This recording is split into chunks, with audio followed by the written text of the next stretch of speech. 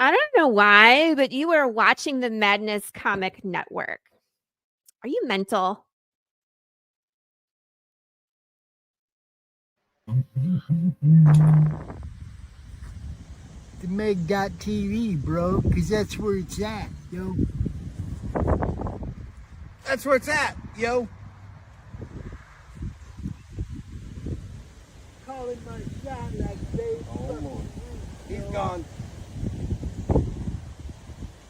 No practice swing.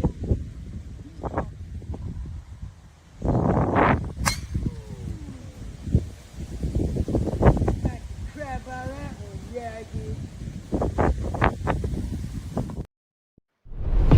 In the heart of a major city, in a place raised to honor Earth's past protectors, the world will again learn, sometimes, superpowered intrigue doesn't stop at the grave. Galaxy Memorial Park, Volume 1. Crowdfunding now on Fund My Comic.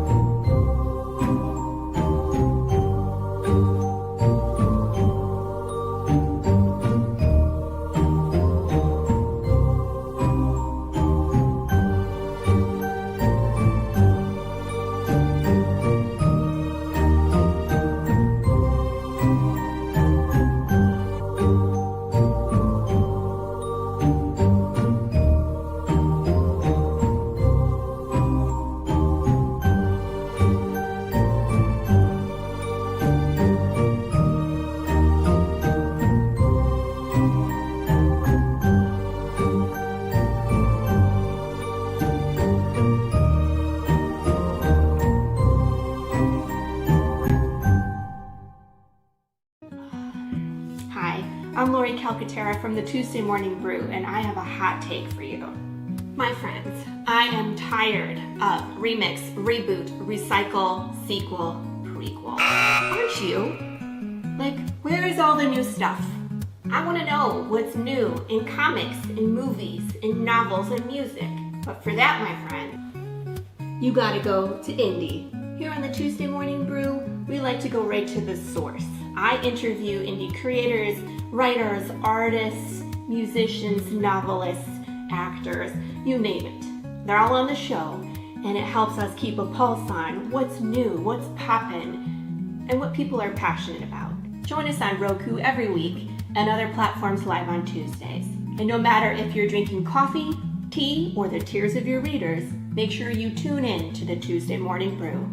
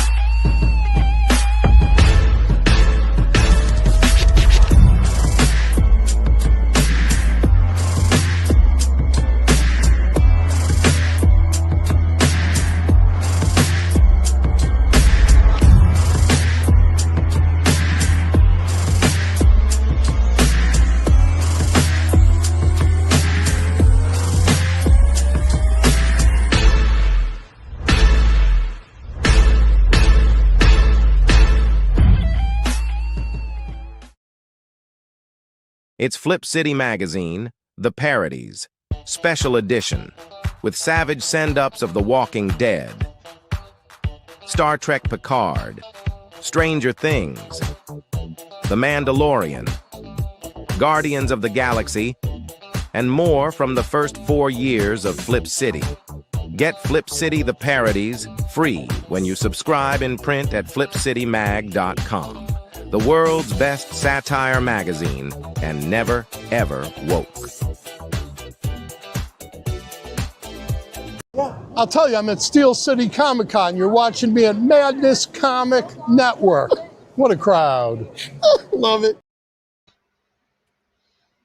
I love it too.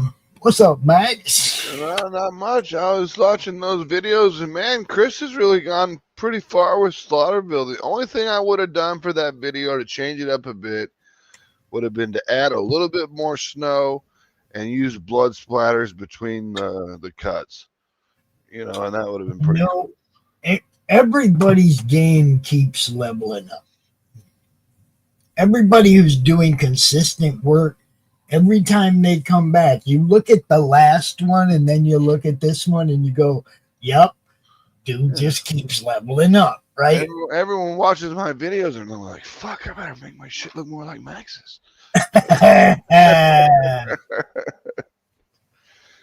But I did that shit professionally. I just hate doing it now because I've done it professionally. Like, I've edited, put together like over 60 music videos. I used to do stuff for TV stations, TV commercials for TV stations, just all sorts of shit. And it gets old after a while sitting in that editing bay working on Premiere and After Effects, you know?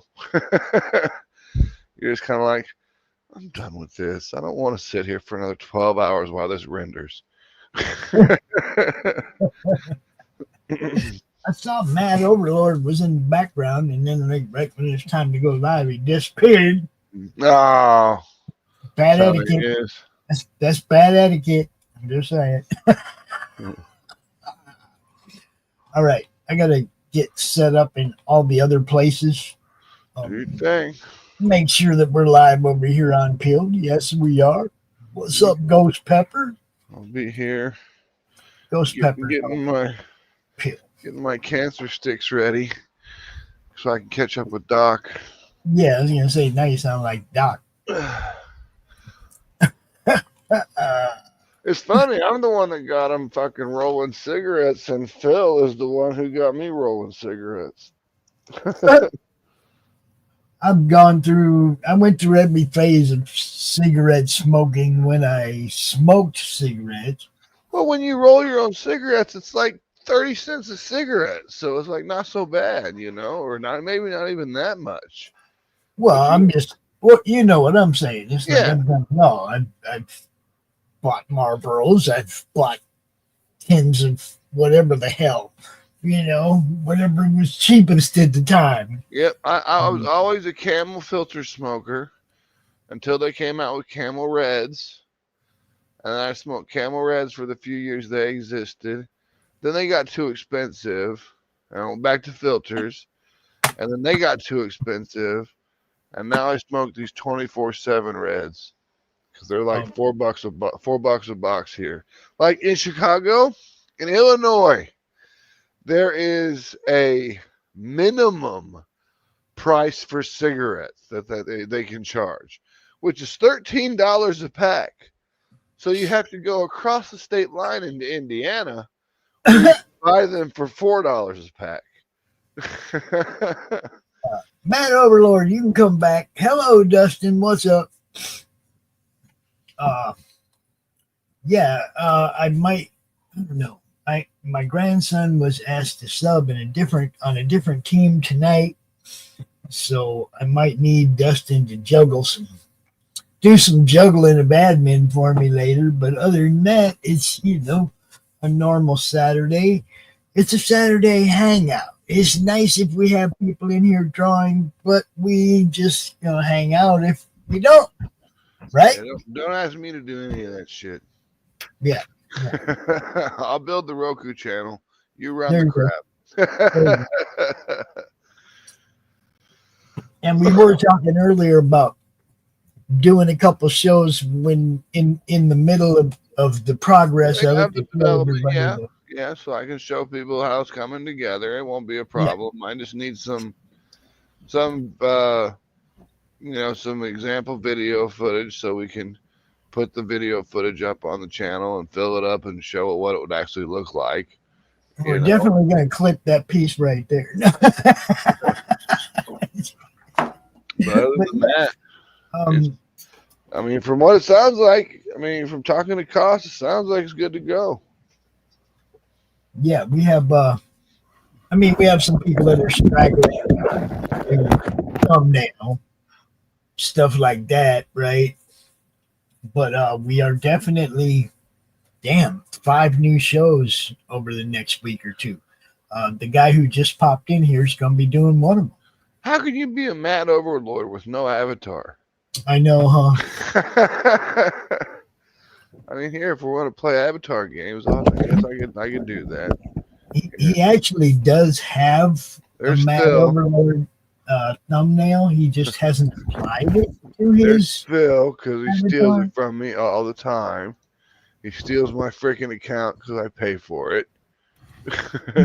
He steals it and puts your face up there or his face up there. Yeah, of course he does.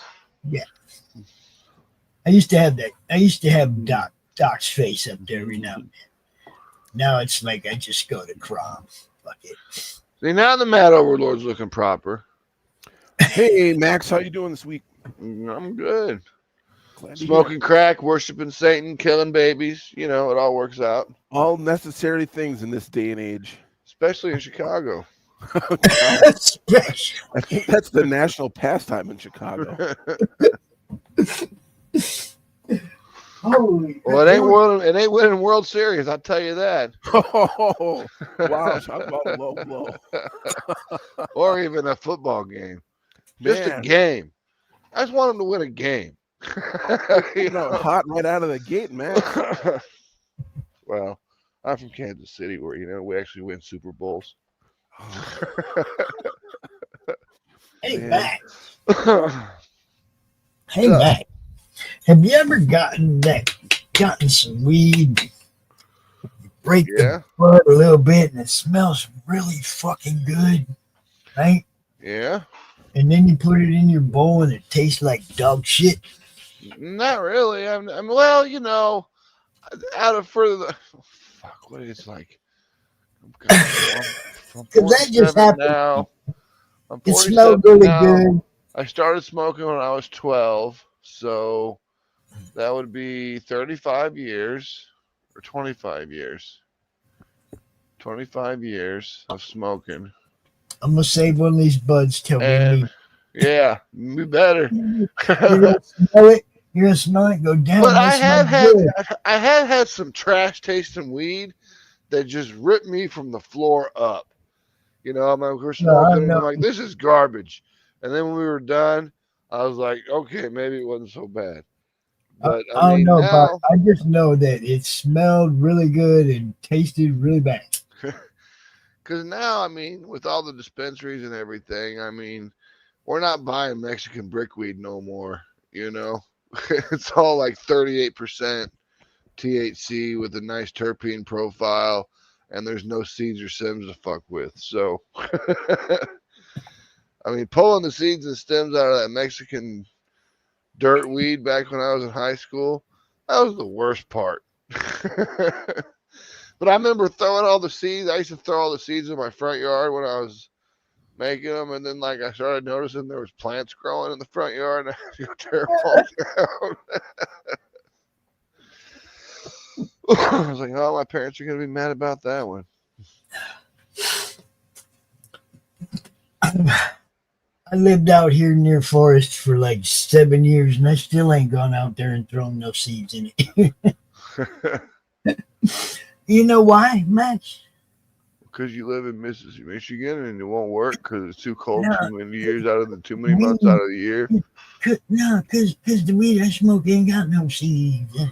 Well, now maybe. But you can't tell me back in the in the 90s and the early 2000s, you didn't have fucking Holy seedy crap! shit. I had a jar of seeds then. That's what I'm saying with Oh, these God. dispensaries and all this legalization. It's like gotten all good. All right, we actually do have an artist backstage. Oh shit! Hold on, everybody. Hold on. Welcome back, Hugh. It's a pleasure to see you again, my old friend. Stand up for your right. Yeah. Don't give up the fight. If you can't take a little bloody nose, maybe you ought to go back home and crawl under your bed. Yeah. What's up, Q? What's up, y'all? Sorry I'm late. I had my dinner. To finish off my dinner. That's okay. I knew that. What time is it where you're at? Like, where you at? Europe? Yep. Okay, that makes Same sense. place. Yeah, I was watching. What's that guy? Mike something Lasource. Whoever does Life on Korra, and he was doing animation. It was coming out pretty cool. I was impressed. Oh, okay. Because he stopped doing his book and started doing Life of Korra animations, and started looking pretty cool. I was like, Jesus Christ, it would take all year to do that.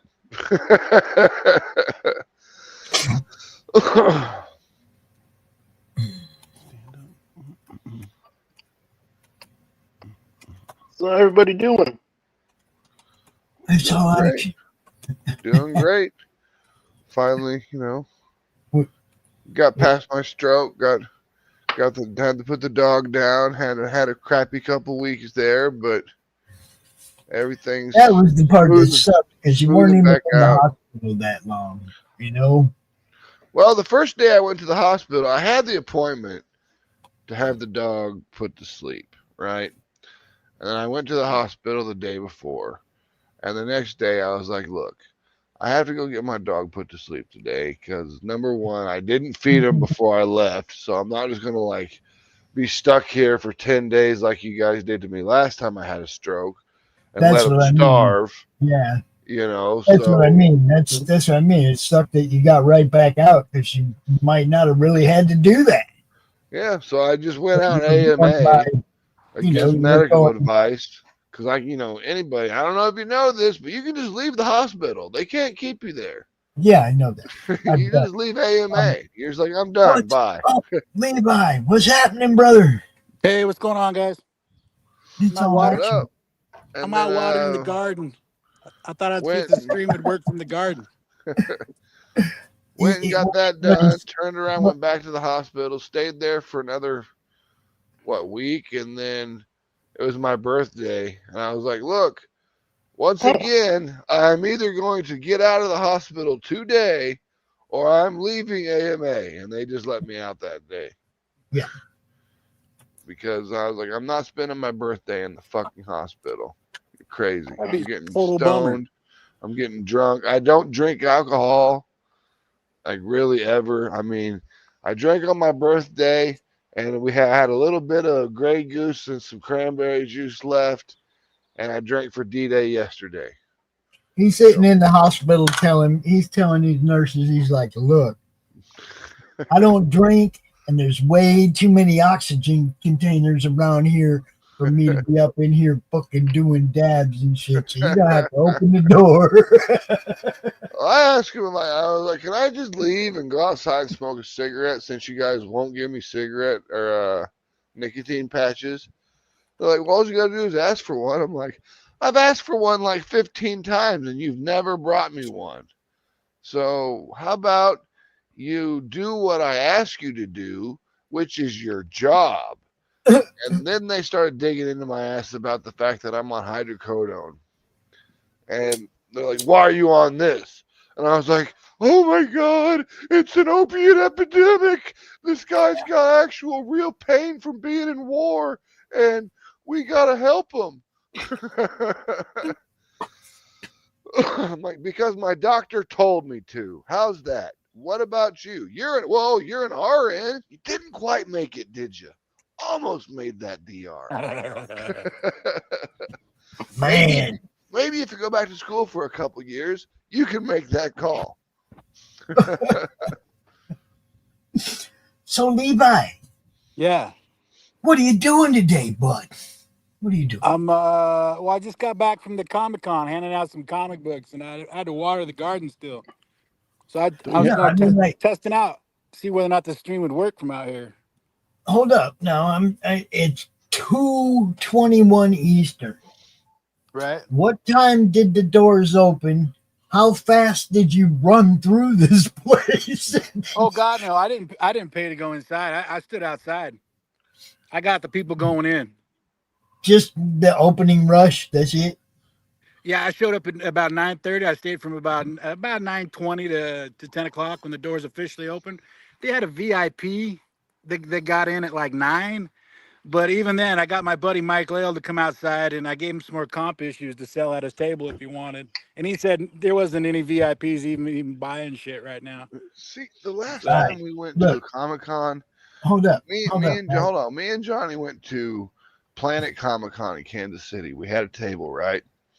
You had to pay $200 and something for the weekend to get in, and then they charged you $40 or more for every panel you wanted to attend.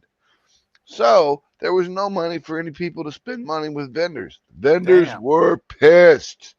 Yeah. I'm like, your vendors are what get your con going, guy. Don't fucking piss them off. That's true. Absolutely true. All right, so check this out, Matt. Levi. Yeah.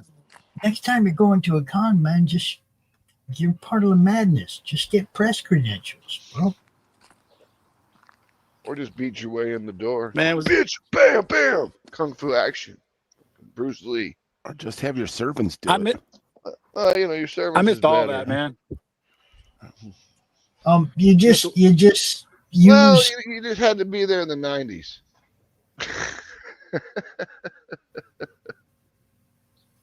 How about the Meg.TV press pass?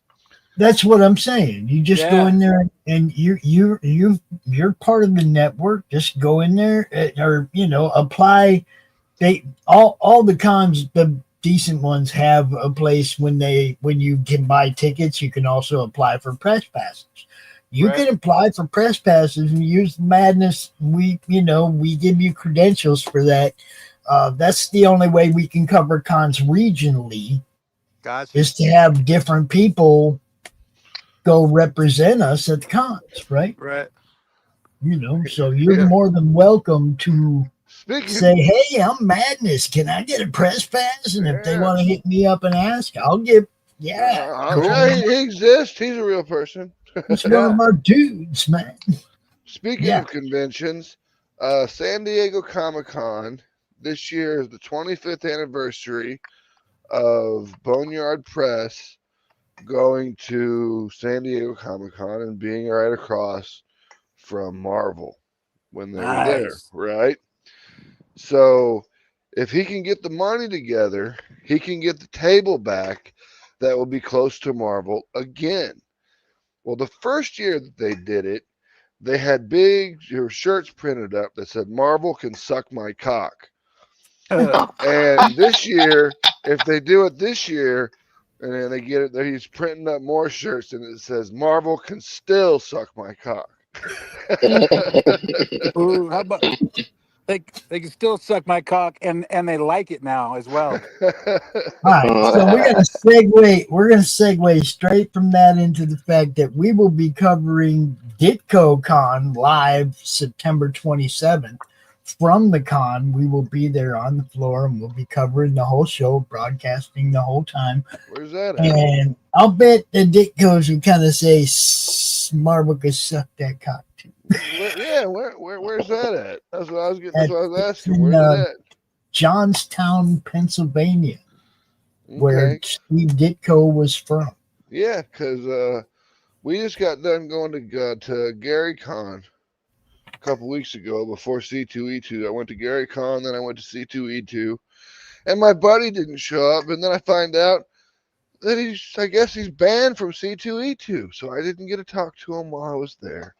Very sad. Oh. How do you get banned from C2E2? Well, I mean, if you know who I'm talking about, you know exactly how I got banned from C2E2. Probably the same reason I would have been banned from C2E2. Okay, so I also was at a con recently. Oh, look at the garden. Levi was working in the garden. Yeah, let's say who's growing the weed? Not me. 28 weeks and no tomatoes.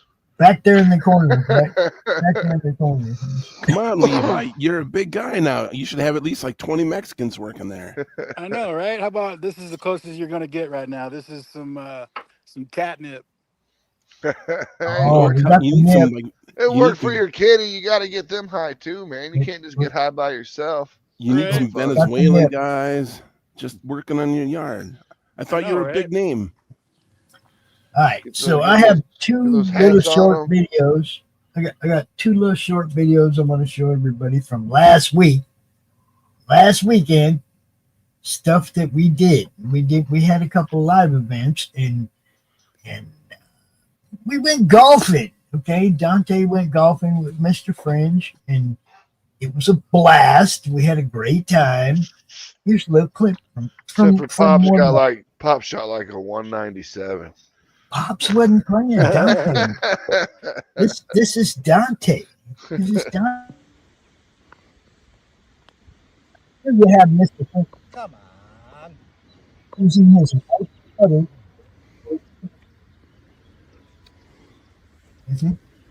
And then it's Dante's turn. What a nice putting stop.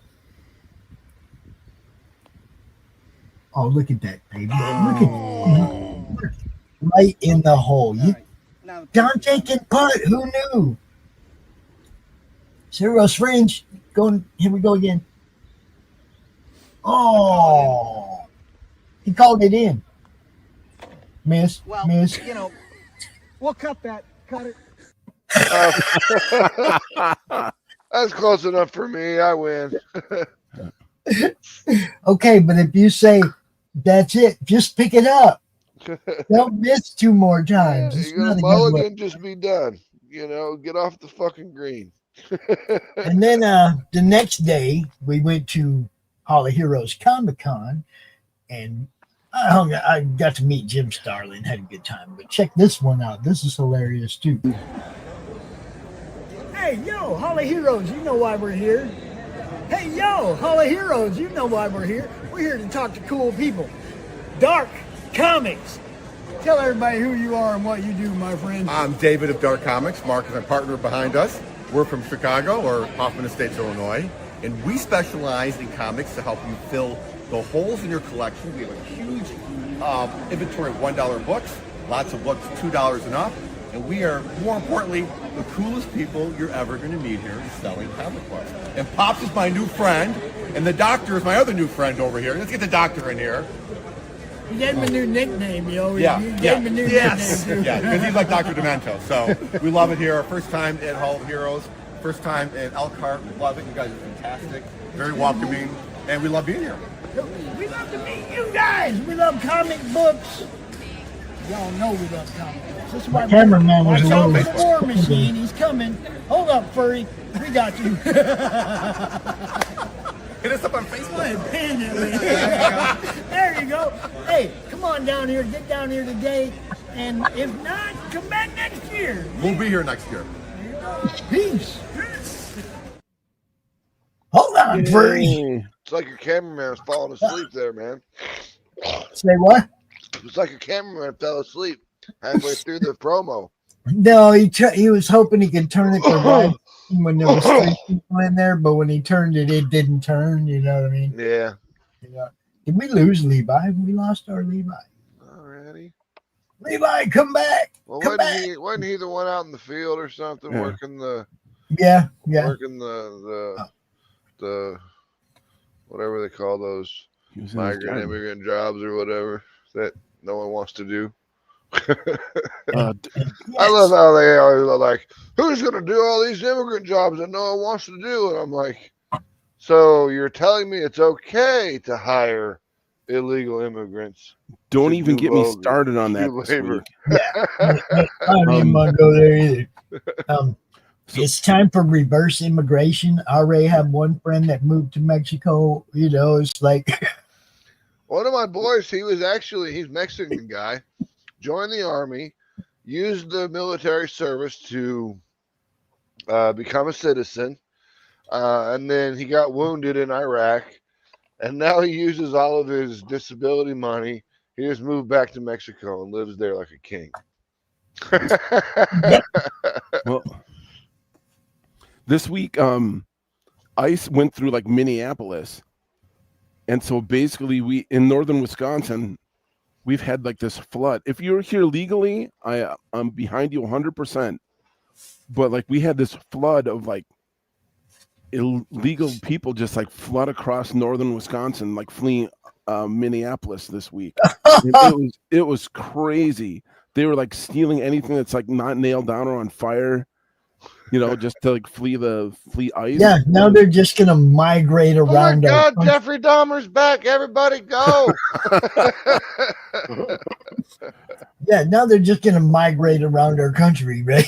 Yeah, and I always like, wondered what happened to.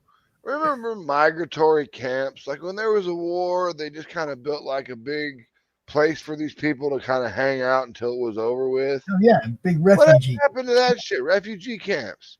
You know, Yeah. why you got to bring them into your country? Just leave them over there, let the war end, and then go back and clean that shit up when it's over.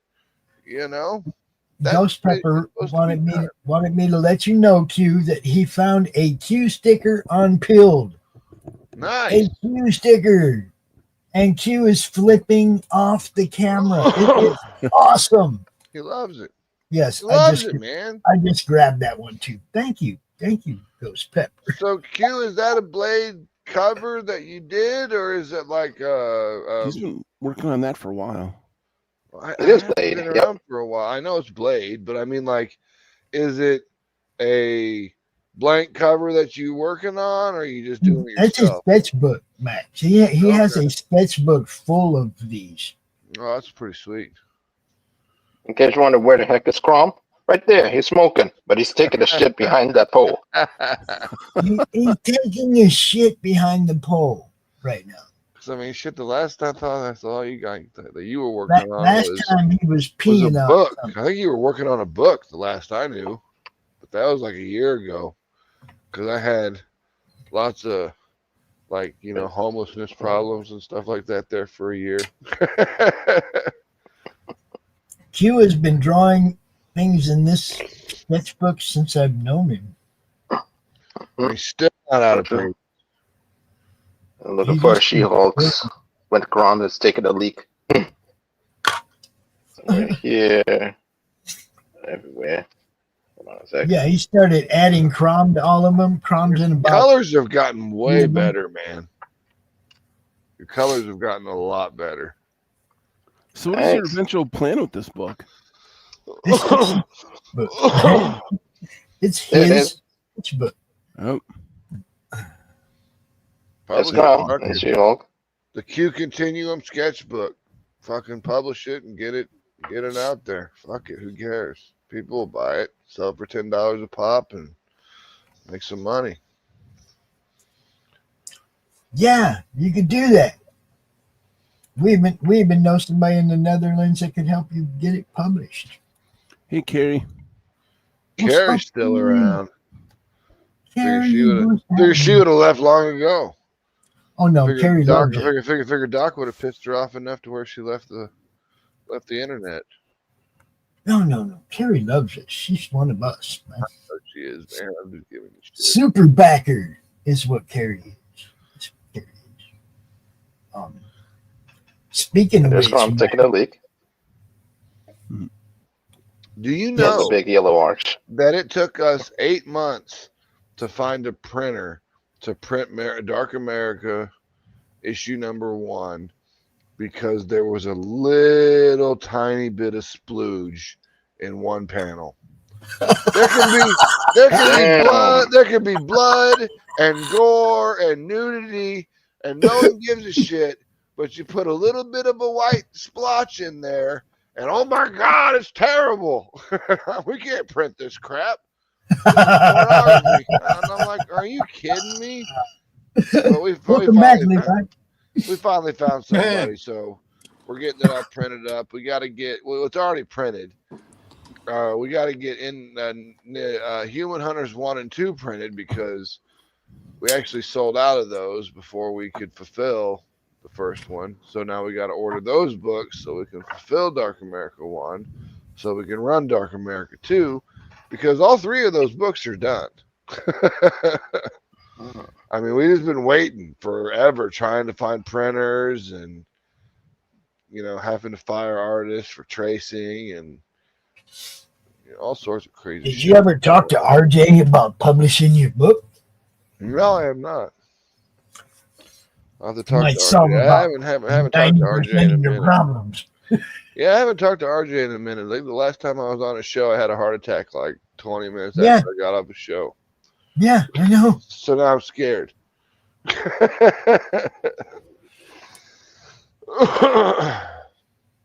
That was you just being excited about where it could go and then trying to fall out. Well, I remember getting up and I was thinking, I was like, man, I'm having a panic attack. So I just kept taking Valium left and right until I had like 5 of them. I mean, I still can't breathe. I'm still feeling shitty. And it was a good thing I lived right across the street from the hospital, because I just jumped in my car and drove over there. I went to the ER and I'm like, I'm dying. I can't breathe. And they're all like, what's your social security number? And I slammed my ID on the table on the counter and I'm like, listen, can't fucking breathe, dying. And they're like, oh, and then they bring out the wheelchair with the oxygen. Hook me up. Hello, Turkish pepper. That's new. Are Turkish peppers hot? I've never had a Turkish pepper, I don't think. It's new. Are they spicy? That's what I'm saying. I've never had one. I don't know that I know of, at least. I mean, I've had a lot of Turkish doner kebabs when I lived in Germany, but they didn't put peppers on there. I mean, they had like pepper flakes stuff that they would put on it, but that was basically the same thing that you toss on your pizza, you know? Right.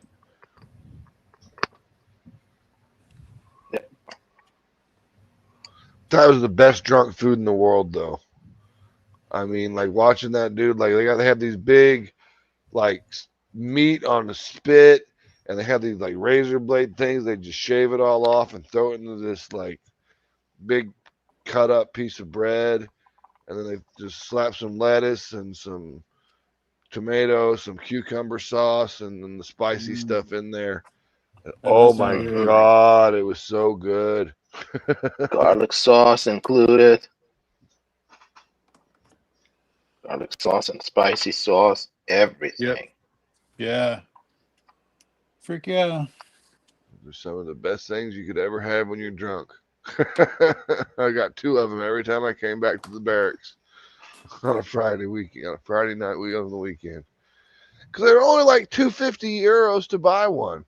So it's like you just save 5 and you're good. Just make sure you got enough money for the taxi to get back to post. But it was only like €3-4 to get back to post, because I mean we were in Bamberg, Germany, which is not big.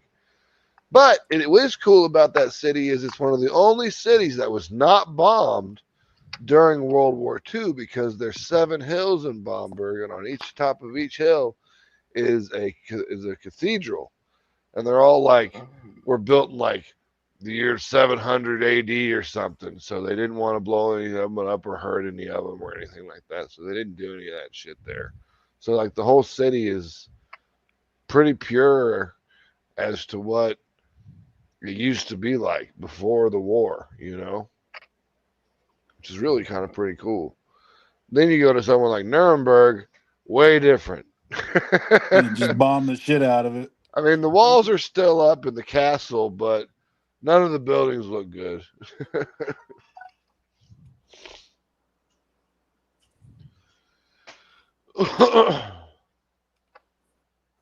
Because Nuremberg was only like 20 minutes train ride away from where we were. And I mean, you can't go to Germany and not go to Nuremberg.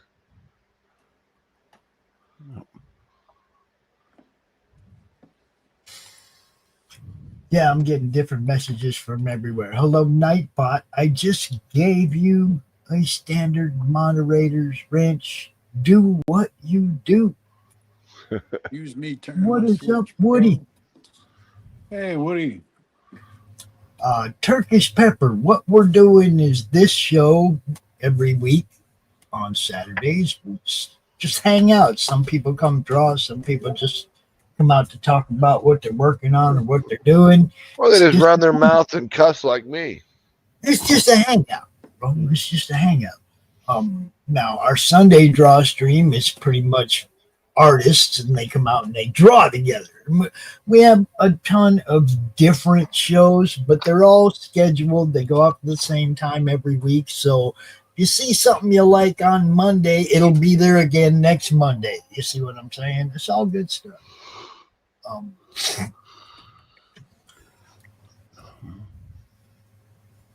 It's what's up, I saw on the ads on the way in here, Lori Calcaterra said she has all the people on there to keep her up, keep everyone up to date. And I haven't been on Lori's show in like a year and a half, so that's I feel slighted. No, dude, you gotta get with Lori to be on her show in January. Right now. Oh, I know how she is. She's always so far out. I'm amazed. It's like I'm sitting here on Monday morning going, I ain't got nobody for Madness tonight. Lori's booked out till fucking January, right? I can't get people on the show the next day, and she's got people booked out forever. It's like some of y'all can check with me. We do have other shows. Yeah, but Lori's personality is just hilarious. I mean, like that, her whole zombie gig that she was doing, that stuff was fucking hilarious. I mean, like when she did that commercial thing for the Roku thing and all that stuff, and her eyeball wasn't hanging out of her face. Oh yeah, it made me. I was looking at it twice. I was like, is that really her? Yeah. She does some really great stuff for her campaigns. Her short films are awesome. The stuff that she did, it's like she had made that ad and it was like that. And I was like, it was good, but it was a little overcrowded. And I was like, yeah, just pull that back a little bit and just put a couple people up there and, say all the same stuff. And she redid it. And I like it way better. It's not near as cluttered and it, yeah, it looks a lot cleaner. Yeah. And this is what we're trying to do, people. We're trying to make things looking more professional. We want the shows to look more professional. You got to remember, when you're on Roku, you're not doing the interaction with the chat thing.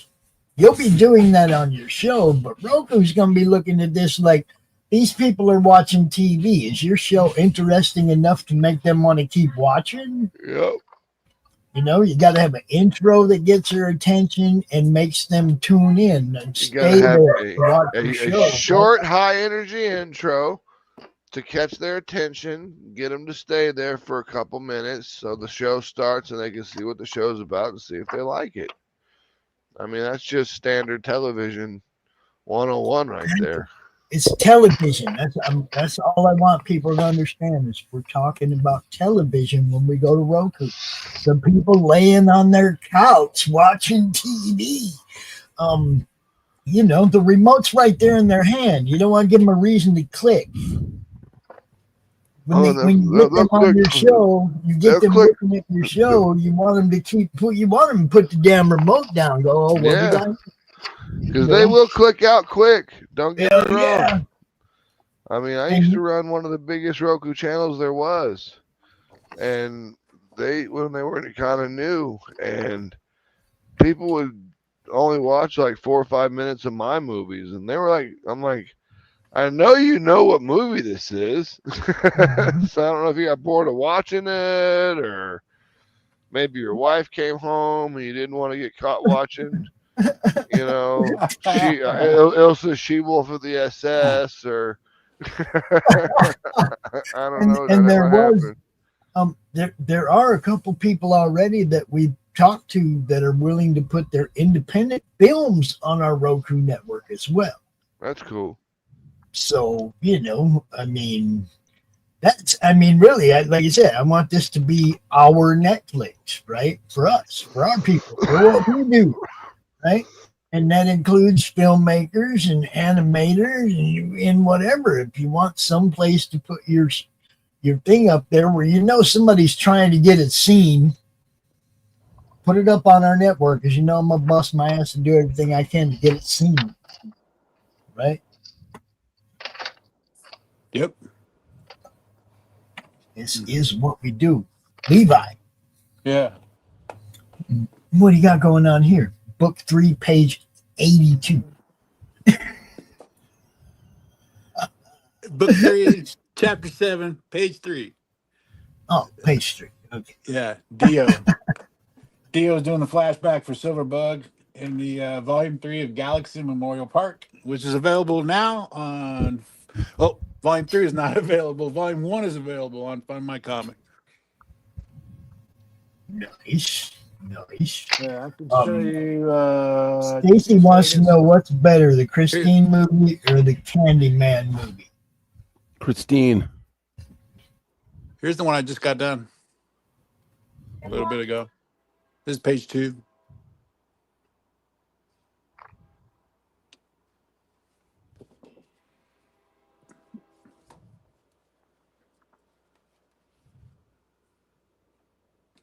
Neat.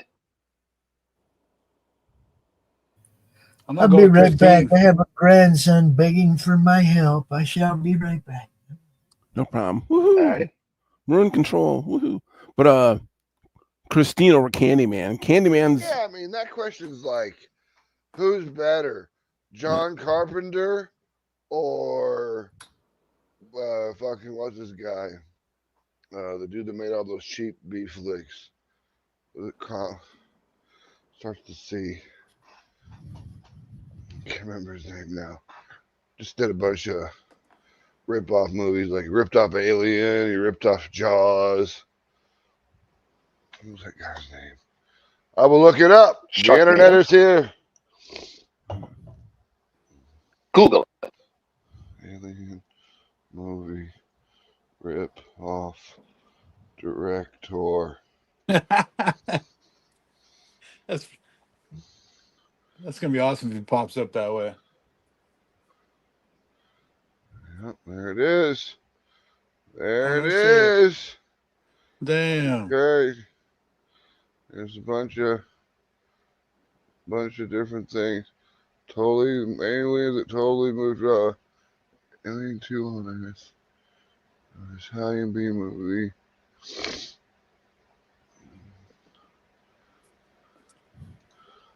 see what we got here. Oh, I'm not allowing ads. I have an ad blocker for a reason.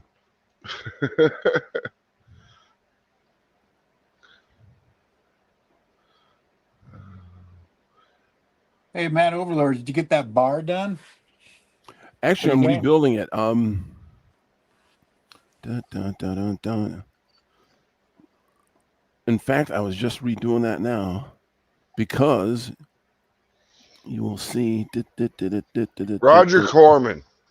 Oh, Roger Corman. Yeah. Awesome. Yeah. So, I mean, that's like saying who's better, James Carpenter or Roger Corman. And while they both have their good points and their bad points, James Cameron is a much better director.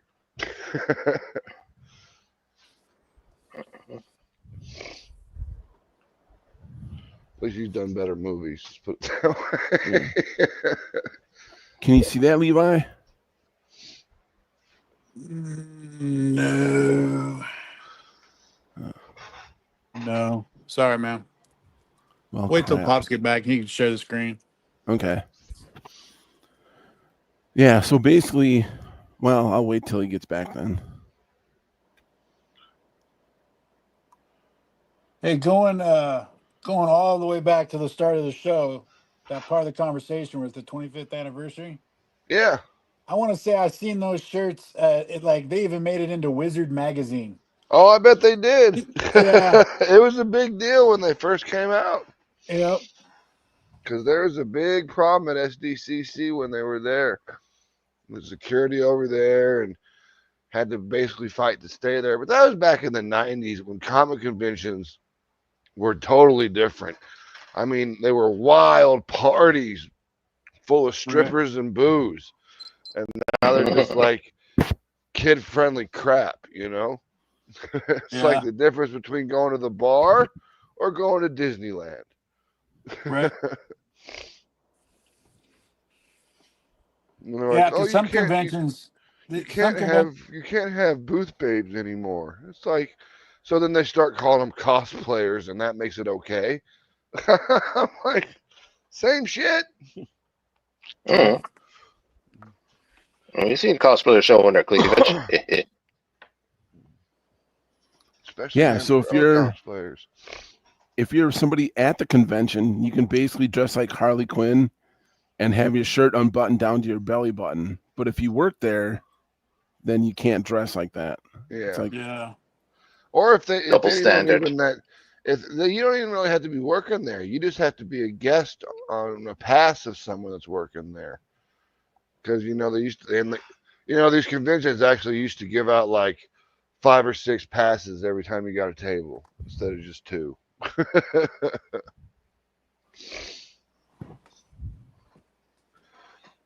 But I mean, it was funny because like everyone's like, oh, the comic book convention in the 90s were the best, and I was like, man, did you guys go to the parties afterwards? Like, no, we just went to the hotel, went to sleep. And I was like, you realize all the parties is where the business actually got done, right?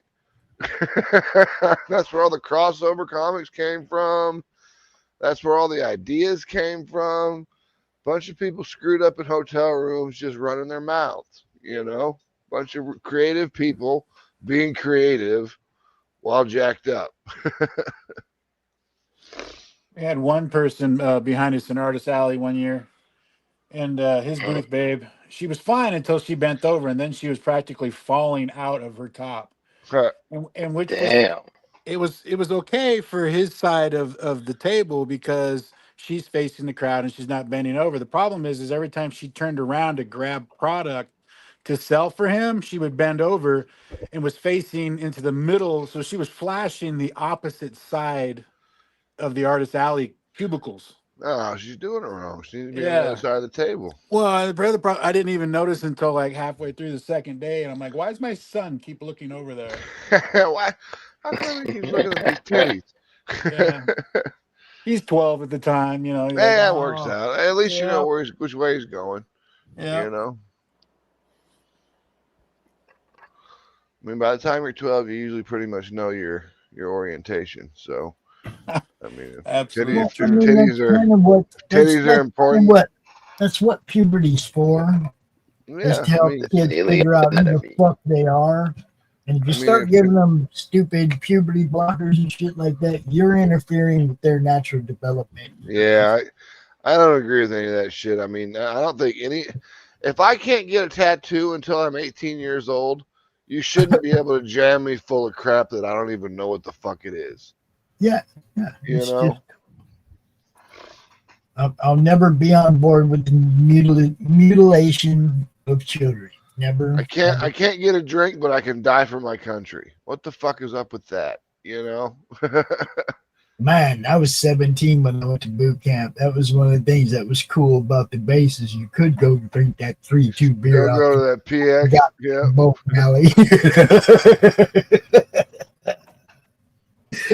I was 17. I could drink on the base all day long. There is a bowling alley on every military or military army base. Even a like vending machine full of beer. It's wonderful. It's even a wonderful thing. in Hohenfels in Germany, which is like just this tiny little like training facility.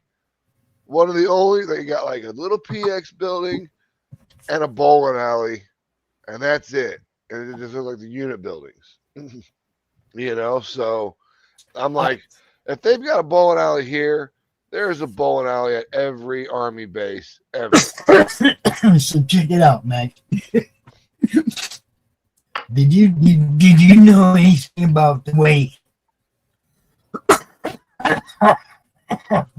NTC You sound like and me. Choking, I can't hear you. NTC and RTC in San Diego are set up? Well, I know NTC. I went to NTC at Fort Irwin. I did not go to JRTC, the way it's laid out in San Diego. Louisiana. The way you got it laid out in San Diego is you got your A school, your NTC Naval Training Center, whatever. A school is on one side of the property, and your boot camp is on the other side, right? SDC, what do they call it, like SD? So we used to sneak out of the barracks from the boot camp side and sneak over to the NTC side where there's a laundromat with a vending machine. With the beer in it, that's right. My son was at the San Diego training center when he joined the Marine Corps. Yeah, we'd sneak back to the barracks, and 4 or 5 of us would be in the bathroom, and the guy on watch wouldn't let nobody in the bathroom while we were in there. The fire watch guy, fucking nerd. Don't make me choke you out just so I can have a beer, guy. Dude, it was look, it was boot camp, but there was a whole bunch of rules, but not one of them said you couldn't have fun if you were smart. Yeah, as long as that was the thing. It was kind of like in the military, there's all sorts of rules, and if one person gets busted, like everyone's busted. Yeah, you know. So you just made all that taught you was to make sure all 30 of you had a good plan, so no one got busted. Yeah, you know, that's all it taught you.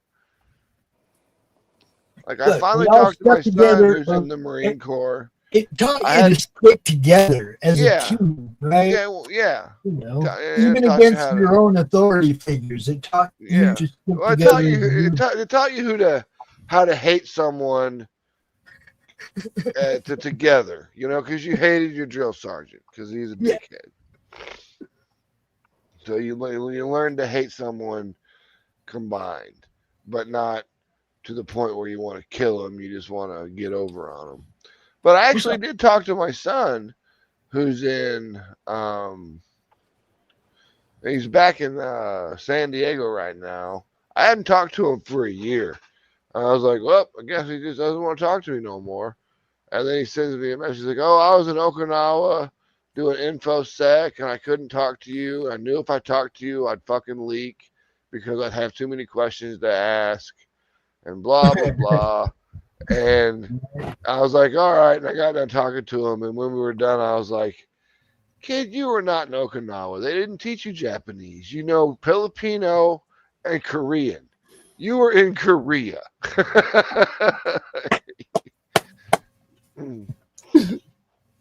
Just like I told you would be. You were in Korea listening to phone calls across the fucking DMZ. He was in Seoul by the DMZ. I'm positive that's what they were doing with them because they always put those InfoSec guys over there by the DMZ so they can listen to telephone conversations on cell phones and radio transmissions from the military. Then they translate them, find out what's more important, and then push that up the chain, you know? Yep.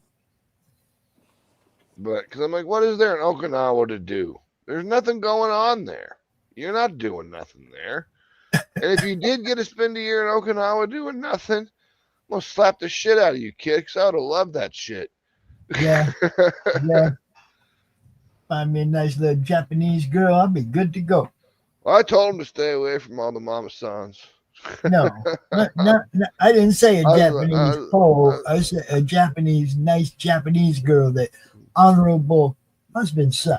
You know, that kind. Yeah. Yeah, that'd be all right. I mean, as long as, but you got to be careful though. I mean, because their culture is much different than anywhere else in the world. I love their culture, obviously. But they could still get real mouthy. I love. What do you mean by real mouthy? Look, all you gotta do is find one that's respectful to her father and she'll be respectful. Yeah, I mean, Hart was married to an Asian girl, Wakako, for what, like 9, 10 years, but she ended up getting colon cancer and dying. Took like 7 years for her to die. Ooh. Yep. Sorry to So hear that. he had to take care of her for like 7 years, and I mean, I'm sure it wasn't most fun for him, especially watching her just deteriorate in front of him. But she did get to go to Japan to get free health care because she was Japanese citizen. What would have cost millions of dollars in the U.S. was free for her. Yeah. Mm-hmm. Well, I ain't gonna complain. Look, I had the weirdest thing happen with me with my surgery and whatnot with my chest. My daughter-in-law worked down in Indiana at a hospital, and I was like, she was on her way to work, and I was like, I'm going with you, right? And I'm just going to the emergency room, right? I wasn't gonna pay for an ambulance. She's already going to a hospital. I'm just gonna ride to the hospital with her, right? So I'm in Indiana. Well, in Indiana, I filled out the forms for coverage and whatnot. Michigan covered everything for all the surgery and everything. But not the ambulance ride that cost $4,000. I didn't none of that. I got nothing. Nice. I did. In Missouri, even if you've got Mo Health Net, which is basically like their Medicare or Medicaid or whatever the hell it's called, like if it's not Life, Limb, or Eyesight, you still get charged like the $2,800 for the ride in the ambulance. Yeah, because they moved me from one place to another in Indiana. The first day I went in by ambulance, I never saw a bill for that. I never, it's like, cool, whatever. Yeah, that's weird. That's good shit. You and then every ride to the doctor, up to surgery, and obviously the days of surgery, I had somebody that they knew give me a ride because you know how they are about that. Yeah. Got to have somebody pick you up from the hospital. Can't just walk out on your own. They don't like that. Don't try to stand up. Get in the wheelchair. It's like, bitch, I've been laying in bed for 19 days. Let me stand up. Alone. These sores hurt. I need to stand. There are a ton of charities that you can get hooked up with. Just at that, like the lady that does all the billing and stuff. You just gotta ask those ladies. And like most of my ambulance ride, it got written off. There was a bunch of other stuff that get written off too. They just need you to jump through the hoops and contact the right people and just say yes, please, and thank you, and you can get a shit ton of stuff written off. Yeah, well, that's what I mean. It's like once I got back to Michigan and I started going through the doctor thing to get the surgery done. Yep. I never got asked anything about money ever. No copays, nothing. Just hi, how you doing? Go in there, do your thing. Oh boy, I do got copays. I mean, the ER stuff, that's fine. I can pay that whenever, But like, if I go to see a specialist, it's like a $45 copay, and if I don't pay it before I go in there to see him, I don't see him. Yeah, I didn't have none of that. It was like I was amazed that it went so smooth, and then the surgery went smooth, and then everything went smooth. I had not had one issue since I got surgery in November. Well, good. I didn't even know you were in surgery in November. I'm 7 months past it, and I'm good. They actually did a good fucking job on what they went in there to fix. So, glorified fucking plumbers. no after fixing or anything. I mean, I had a hernia, and they had to go in and fucking sew things up. Yeah, did you get? Did they use the mesh, the retro mesh, or whatever on you? No, it's not. It wasn't a lower hernia. It was a hernia at the top of my esophagus. Yeah, well, I remember you had it. I remember it was making you sick.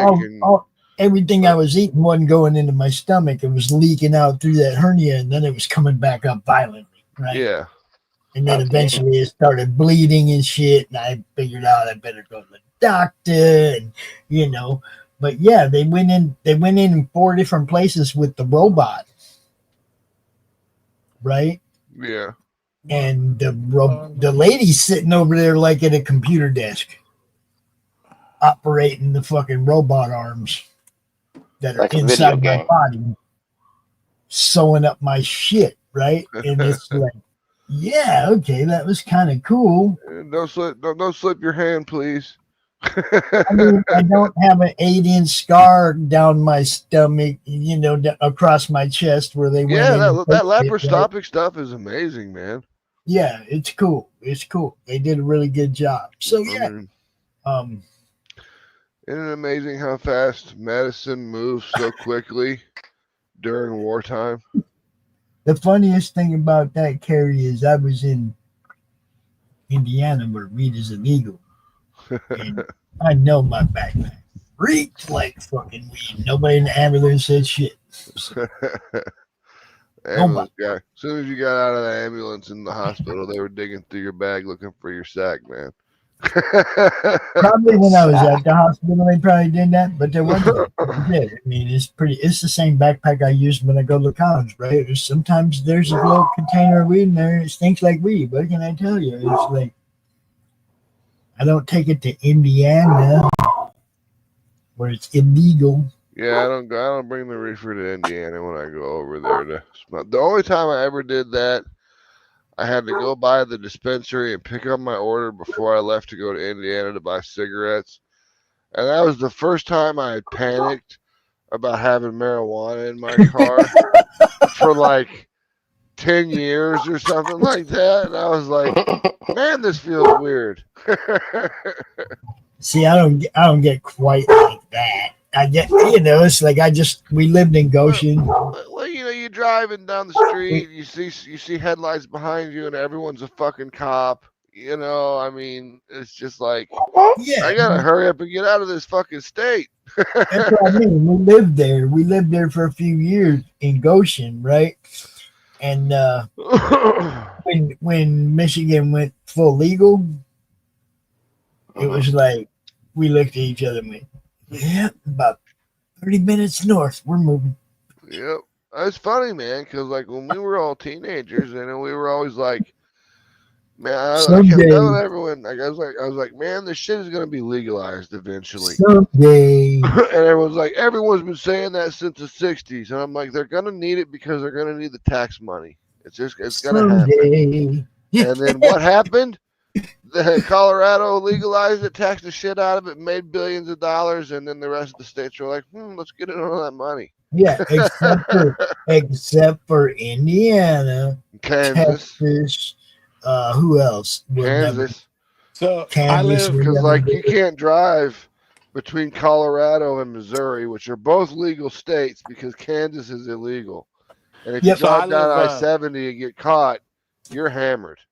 I live 5 minutes from the Idaho border, and right here by my house, you can do a Google search, and it'll tell you the closest weed shop is a 5-minute walk. 5 minute walk. 5 minute walk. 5 minute walk, and I've got 4 in the area because I'm 5 minutes from the state line. The amount of Idaho license plates that I see in my neighborhood is fucking ridiculous. The dispensary is only 3 blocks from this house. I ain't gonna lie. The dispensary's 3 blocks from here. The White Castle's 2 blocks from here. The Lyric Theater is 3 blocks from here the other direction. The police station's 4 blocks from here the other direction. And then like the rest of it's like there's a middle school across the street, and then there's some sort of church school, and then there's like a grade school.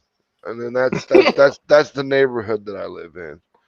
But it's weird in Chicago because I don't know if any of you guys like lived in New York or any really big cities, but it's like you got a really nice neighborhood in Chicago or New York or whatever, and then you cross the street and you're in the ghetto, and then for like a block and a half, and then you cross the street again and it's like $500,000 houses. and then you Damn. cross the street and you're back in the ghetto, and you're like, what the hell is happening here?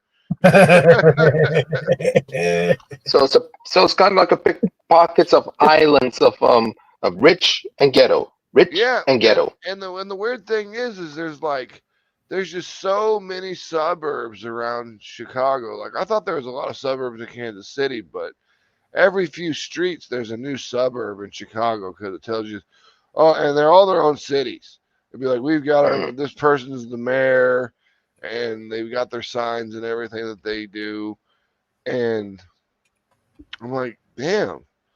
I mean, how can they do that? Why don't they just get sucked up by the rest of the city?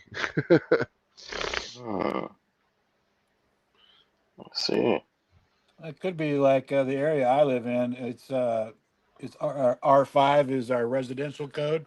So you'd have to go through a big. You have to jump through a lot of hoops to get it to go to anything less than commercial. Yeah. Yeah. So, because anytime property sells where I live, it automatically reverts to R5. So you can't have anything smaller than you can have smaller than 5 acres, but you can't have more than 2 houses on 5 acres. Really? They won't let you have a two acre They lot will. for each Yep. house? Yep, you can do that. But if you have, like, let's say a 7 acre lot, like you can't put 2 houses on it. You can't split it up from 5 to 2. You got to keep it at 7. That's weird. Yeah. It keeps, we have no apartment complexes around us. Well, that's kind of nice. I hate apartment complexes, man. There's always some jackass trying to get out of the fucking parking lot causing problems. Yeah. Even around in Kansas City or here, it doesn't matter if you're going through the hood one or the one that's like gated. There's always some jackass trying to cause a wreck when they're leaving, you know? Yeah. Hi, Christy. What's up? What's up? What's up? What's up? Oh, Christy's around. I haven't seen her in a while. I want her. Christy. I want Christy to come on the show thing, Pops. So send her the information. I don't have a date yet. We're just gonna tell people right now, Max. Okay, yeah, we can do that. What I'm gonna do is we're gonna play Hollywood Squares, but it's gonna be comic book squares, and I'm gonna do it all using EV Mux because you can use 12 people. That's 9 squares with 2 contestants and 1 host. I'm actually going to edit it. We're not going to do it live. We're going to shoot it. We're going to edit it. We're going to make it cool as shit. And then we're just going to have a really good time. And I'm only going to do it maybe once a month. But I need 12 people to do it. So I'm going to get 18 people on board to show up to come. That way, when 4 or 5 drop out, as they always do, I might still have enough people to continue on with Look, that's the whole thing. Like, look, over there on Foxhole, they have the 5 regular squares. They have the host. They have the producer backstage, Sandra, right? Yeah. And Zoso's the host, and they have the 5 regular squares, and then 4 guest squares every week. Yeah, the ones I'm gonna do it all. I mean, I might use some regular people on squares just for a while, but it'll always rotate, and the center square will rotate every show, obviously. Yeah. Just a quick hi, Christy.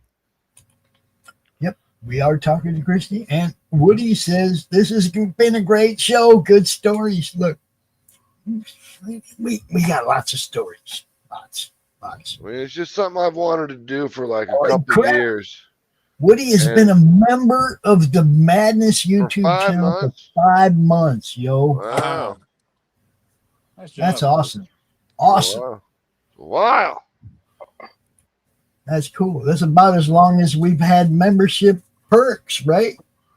I don't remember. It was right before COVID, maybe a year before COVID, or whenever you first opened the Madness. And my buddy Sean Thompson was like, you need to check out this comic book group because they're not all woke and stupid. And I'm like, all right, cool. Let me go check it out.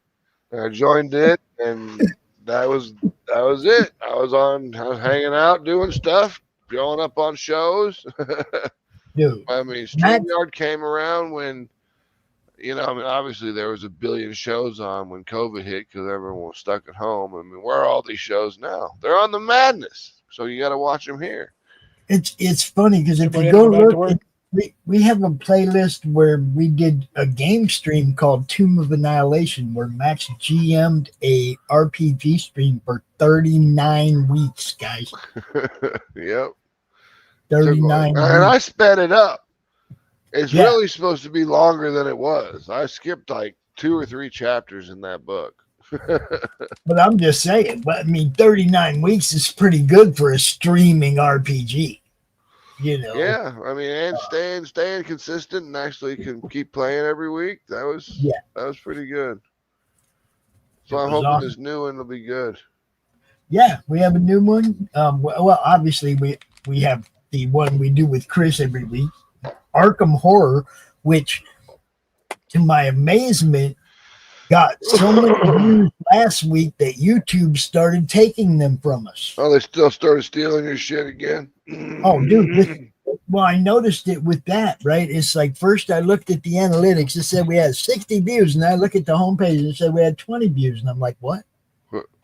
This is right after the show. So we're talking live views, right? The analytics said, so I start looking at it, a little deeper. I look into this and I look into that. And sure enough, a little while later, our views are back. And I watched it over the next couple days since Thursday morning when we did that stream. And it was going up and it was going up. It was close to 90. It was like at 89. And now suddenly it's back down to 62 again. And it's like, y'all just quit. They're like, well, we have to make sure that it's not a computer generated program. It's to build a computer generated program that gets me 40 views. Fucking leave me alone. Exactly. God, my kid, right? This gets me. This is what kills me. Like my kid, he's 11 years old. All right. And like I had to help him make his YouTube channel because he's not 13 and blah blah blah blah. But he just does short videos. Like he'll take short little clips of the cats or doing something, and he adds some video and some song lyrics or just words on the screen. And he edits it in CapCut on his phone, and then uploads it to YouTube. He's got like 15,000 subscribers and gets like 900 to 1,000 views every day. Damn. I'm like, I know people that work hard as hell on YouTube and can't get fucking 50 people to watch their channel in a day. And you're just jacking off. I just finally got, Levi knows we had that 400 view cap on our shorts for the longest time. Yeah. Okay. And we finally went out on X and started confronting YouTube publicly about why you keep doing this, and they upped the ceiling to about 1,100. Why do you do this? So we can keep. So now I'm every short says YouTube will kill this short at 1,100 views.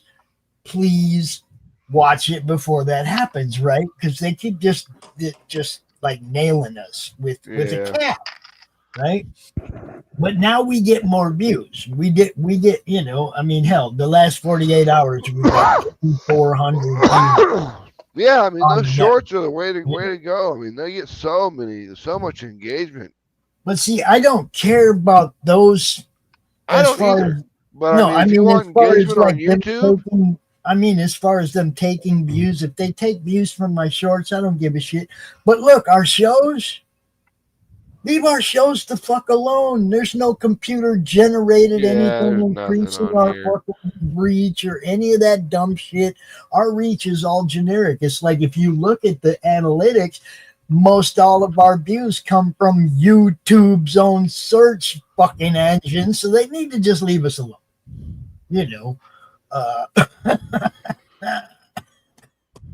And yes, Christy looks like she's in for the comic book square. Sweet. You won't be center square, Christy. Sorry, I don't I don't know who's gonna be yet, but Well, see, we're this gonna is what I put was going to somebody say. there. Out of everybody that I've seen doing this, the Mhm. person that's the most witty, that has a funny comeback and then a good, decent answer, is Kaz. Okay. Kaz comes up with that quick, fucking witty, makes you laugh answer, and then answers the question, right? That could You work. know, You know, I and mean that's because that's what the show is. You know, yeah, I mean, that's what I it's mean. Out first of you when they everybody, ask the question, first you make the joke, and then you do your answer, and then the contestant decides if you're yeah, lying or telling the truth. yeah, and that's what I Yeah, mean. right or bullshit. He's the best at remembering how the format of the show actually goes. Yeah, he probably You watched know it what I like mean? me. Yeah. I mean, I watched it when I was a kid. Paul Lynn, all them people that Oh used to yeah, be on it, right? Fonda, everybody. Yeah. Charo was even on that, Yeah, Charo was on. Yep. But yeah, Gucci. Philly knows too. Kaz Gucci, is Gucci, hilarious. Gucci. He cracks a Gucci, good Gucci. joke and then does his thing, And not only that, but he's pretty knowledgeable, so usually his answers are correct. But What happened to so that chick? but I mean, The yeah, coochie it's coochie girl. I love the concept, and I mean, we've been talking about it for a long time. You know that. I was really happy when I found somebody that was doing it. Yeah, I mean, That it's they were been an doing it idea over I've been on having. Film. I've had for like 2 years. It's just I never got it started because I was doing other shit. You know. Yeah, I mean, we talked about it a bunch of times, but we didn't have the we only had 10 screens to work Yeah, with. yeah. So StreamYards didn't have enough to do it. So we were trying to figure a way to like cheat using OBS or something, and then Yeah. the EV Mux came out, and they allowed like 12 spots, and I'm like, that's perfect. And then I guess it's there for sure. Then once EV Mux came out, like I had like 3 months of my life until my life fell apart. So But I didn't want the people over on Pill thinking we're trying to steal their idea or anything like that. no, I've been I doing love this being shit for part a of what bit. they're doing. I really love being part of what they're doing over there. Oh yeah, that's awesome. But I mean, if you want proof, seriously, I mean, I know you don't like them, Pops, but just go to Larry's live shows. I've talked about this for years. Oh, dude, you've talked about it on our stream before. We've all talked about it before. That's not. That was remember we talked about what game shows would be easiest to make, because I really wanted. At first I really wanted to do 74. What's the one with the no whammies? No whammies. Stop. Press your Press luck. your luck. Yeah, press your luck. I really wanted to do a press your luck style game show. And but see, I wanted to do something like the match game. I thought something like the match game would be cool. Yeah. You only needed 6 people in the panel for that. Or you just do pyramid. You guys sent me down a rabbit hole here, man. Charo, she's still alive. She's 74. And guess how much she's worth? Oh, dude. How much? $18 million. Close. 12. She's worth $12 million off of her singing career. I just looked up Dave Mustaine the other day, and his net worth is $14 million. I'm like, dude, if the dude from Megadeth can only make $14 million, there's a lot of people that are hurting. that are. Christy says she's developing a press your luck style show. So there you go, guys. Well, there you go. That'll work then. Right there. I would love to have these kind of things in the network. You guys know that. I actually even kind of suggested it on the side to if they wanted to bring the Pilled one, but that they wanted to keep it exclusive, and I totally get that. As a matter of fact, we have a new show exclusively on Pilled on Monday morning now called Nem in the AM, and he's going to do music and trailers and all this stuff he ain't allowed to do over there on YouTube because fuck YouTube. Oh, did I say that out loud? Yes, I did. Yes, I did. Charo's last album was called Sexy Sexy, the remixes. The only girl that's 2011. like in her 70s that's kind of hot is Kylie Minogue.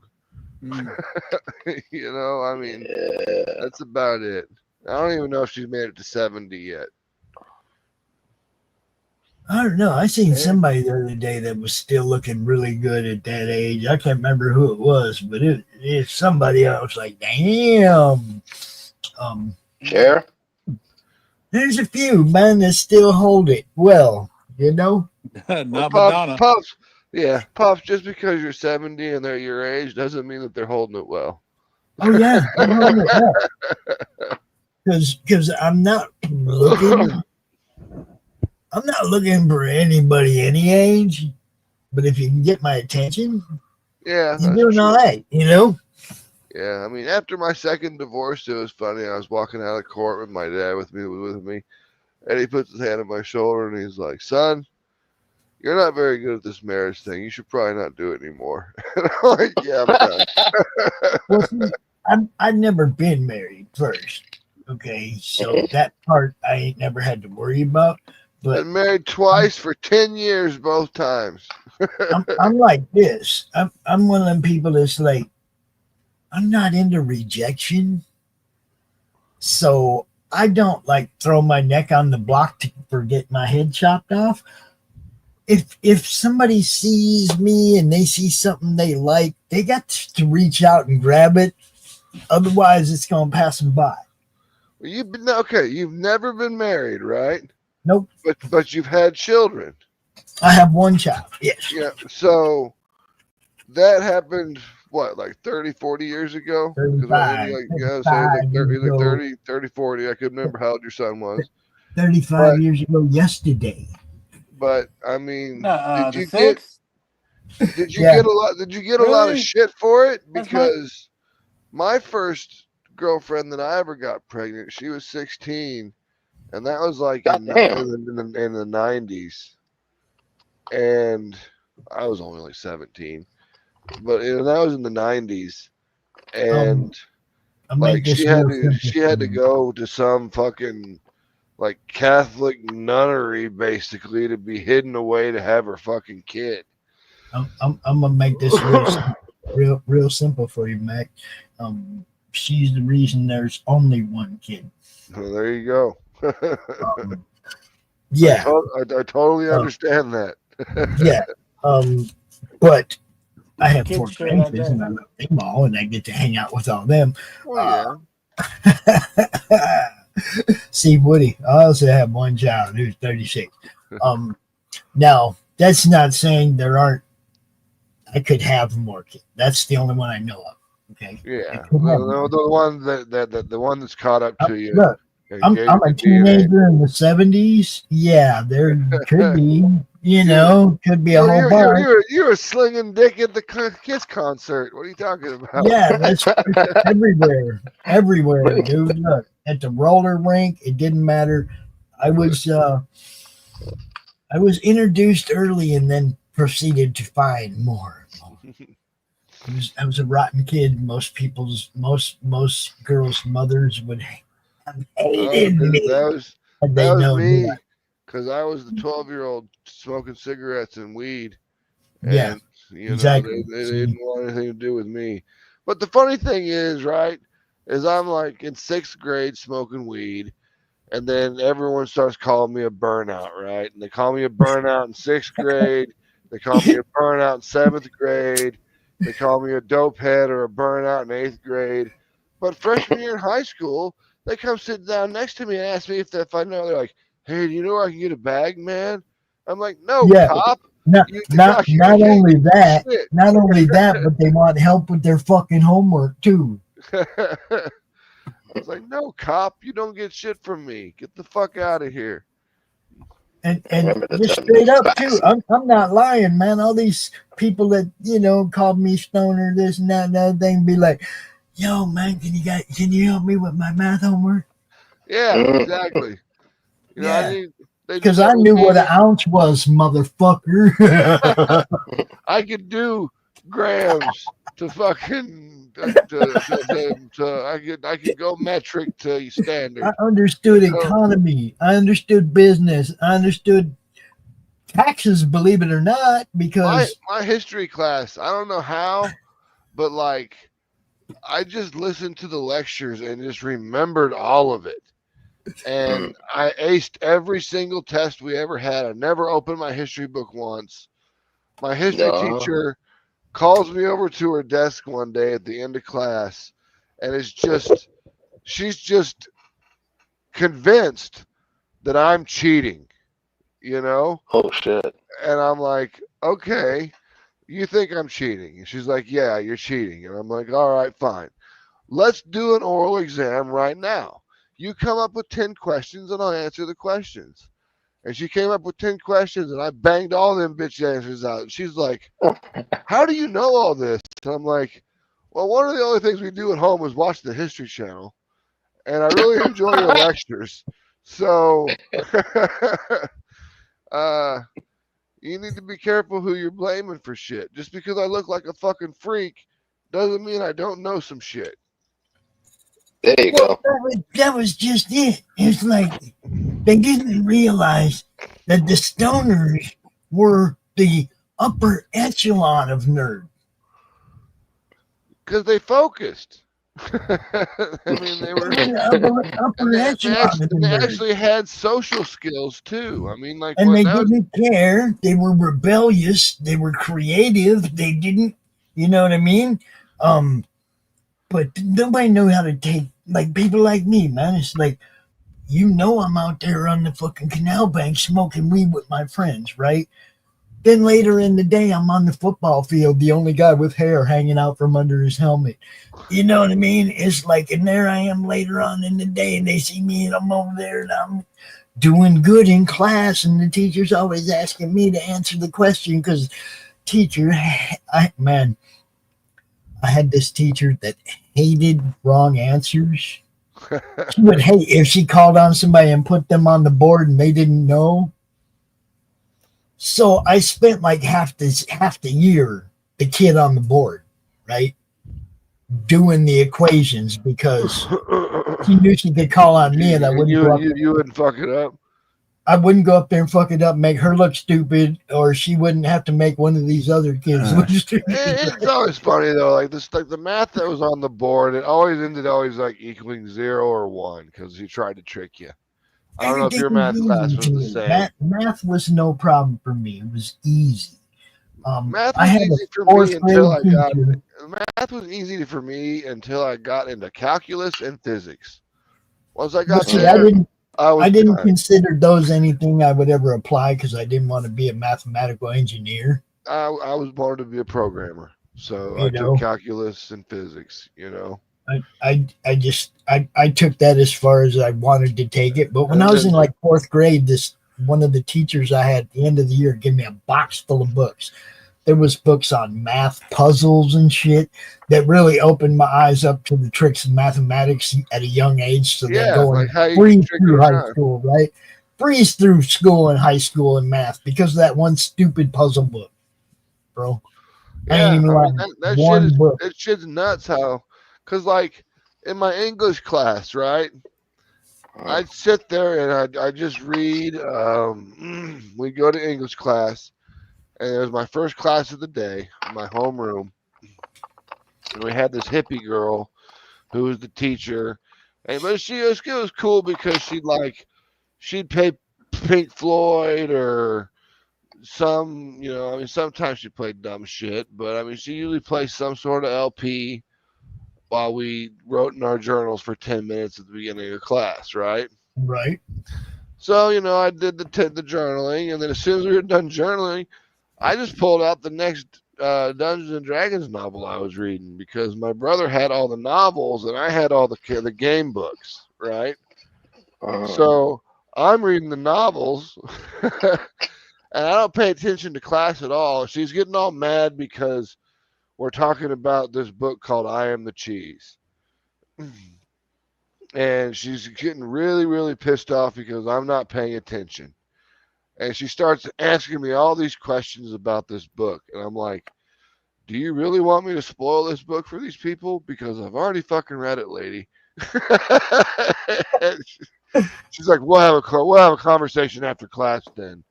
And then when we got after class, I was discussing themes, moderations, alliterations. I was going all into this book, and she's like, okay, you might actually know what you're talking about when it comes to English and writing. I'm like, yeah, that's what I like to do. And then she was always nice to me after that. I never had to pay attention in class. She knew I had read all the books or would read the books if they were assigned. And I mean, the only book that I had never read that we got assigned in that class was The Two Towers. The Lord of the Rings, Two Towers. See, like the funniest part for me is that my teachers, most of them, I had two older sisters. Had one come through, then another come through, then I come through. And basically, I've been paying attention. They set the standard for you and the teachers. Well, no, what happened is I paid attention to the shit my sisters were learning. When I got there, I already knew all that shit.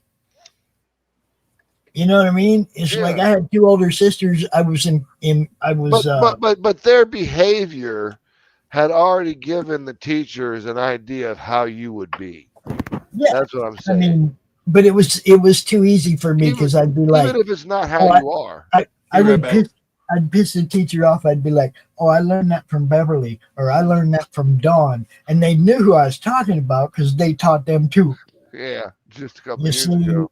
And then it was like, God damn it. It's like they could never trick me on shit because my sisters already warned me about who these teachers are before I ever get there. I knew what I was up against. I'd go in, I already knew the stuff. It was having two older sisters that had no problem teaching me stuff made it really easy to breeze through. That would be good.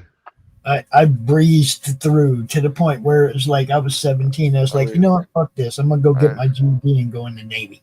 Well, I was bored. I got to the point where I was bored, and I was like, okay, I'm just gonna get my GED and go in the Navy. I was the only goth kid in school. There was only 250 people in my high school, right? It was a real small rural school. So everyone called me Satan and all that stuff, and I used to carry the Satanic Bible around just to scare them, just in case, it's like, you want to call me this? Okay, let's play into that. We'll do that. I will be the evil guy that you want me to be. Levi, that's sweet. But there was, by the time I graduated, it was time to graduate. I had a quarter credit short in PE class because I had screwed my leg up playing basketball when I was a sophomore, and they took me out of PE class for a quarter of the year and put me in study hall. So when it came time to graduate, they're like, "Oh, you're a quarter short on your PE credits." I'm like, "Yeah, but you guys knew this is what happened, this happened." And they're like, "Yeah, we do, but you're still a quarter short, so you're gonna have to take the class again." And I'm like, "Okay, so what's the summer class?" And they're like, "Oh, this is an odd year or whatever, not an even year, so it's not available during summer." And I'm like, "Oh, leap year." Okay, so it's not available in the summer. So what you saying? I can show up, I can take this stupid class and go home? And they're like, "Oh no, you have to take a full load."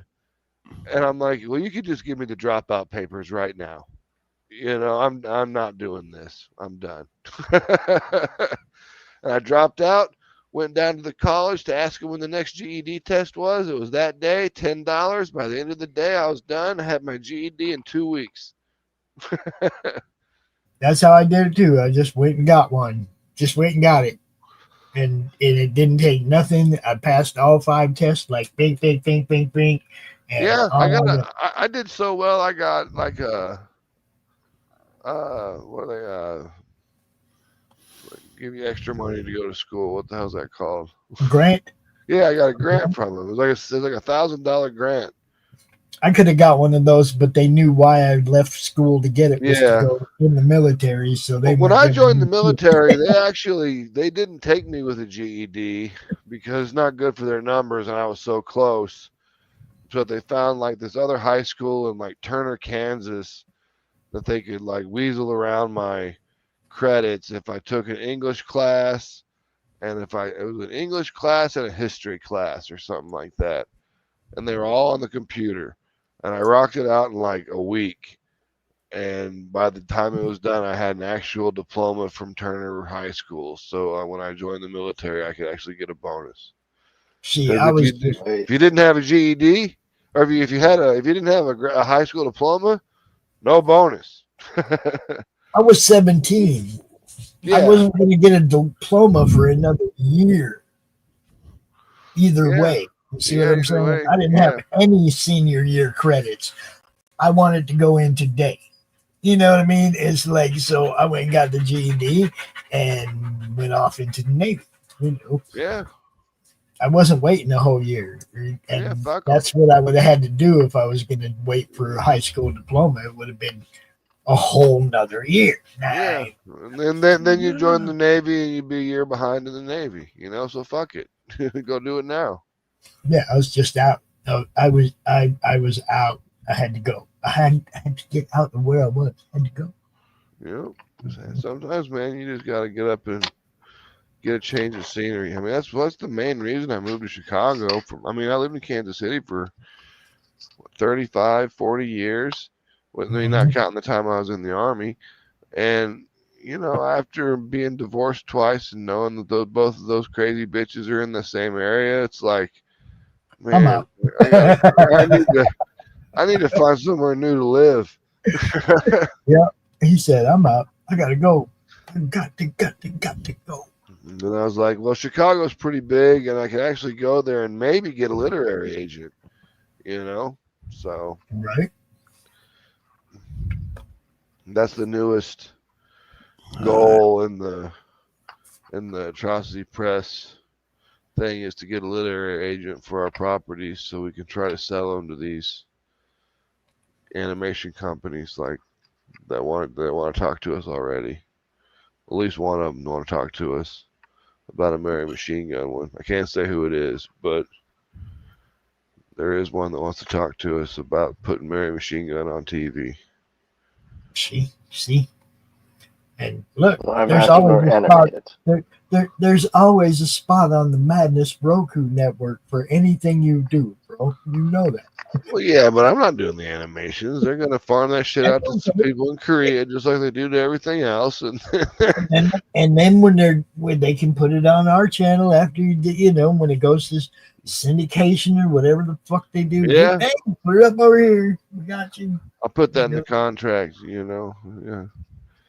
I'll take it. Because everyone was like, well, what if they offered you $250,000? I'm like, fucking sold. I'll make a new character. I prefer more money, but that's the same way when it comes to like this network, right? If we build this network and people like it and somebody comes and offers us a chunk of money for it,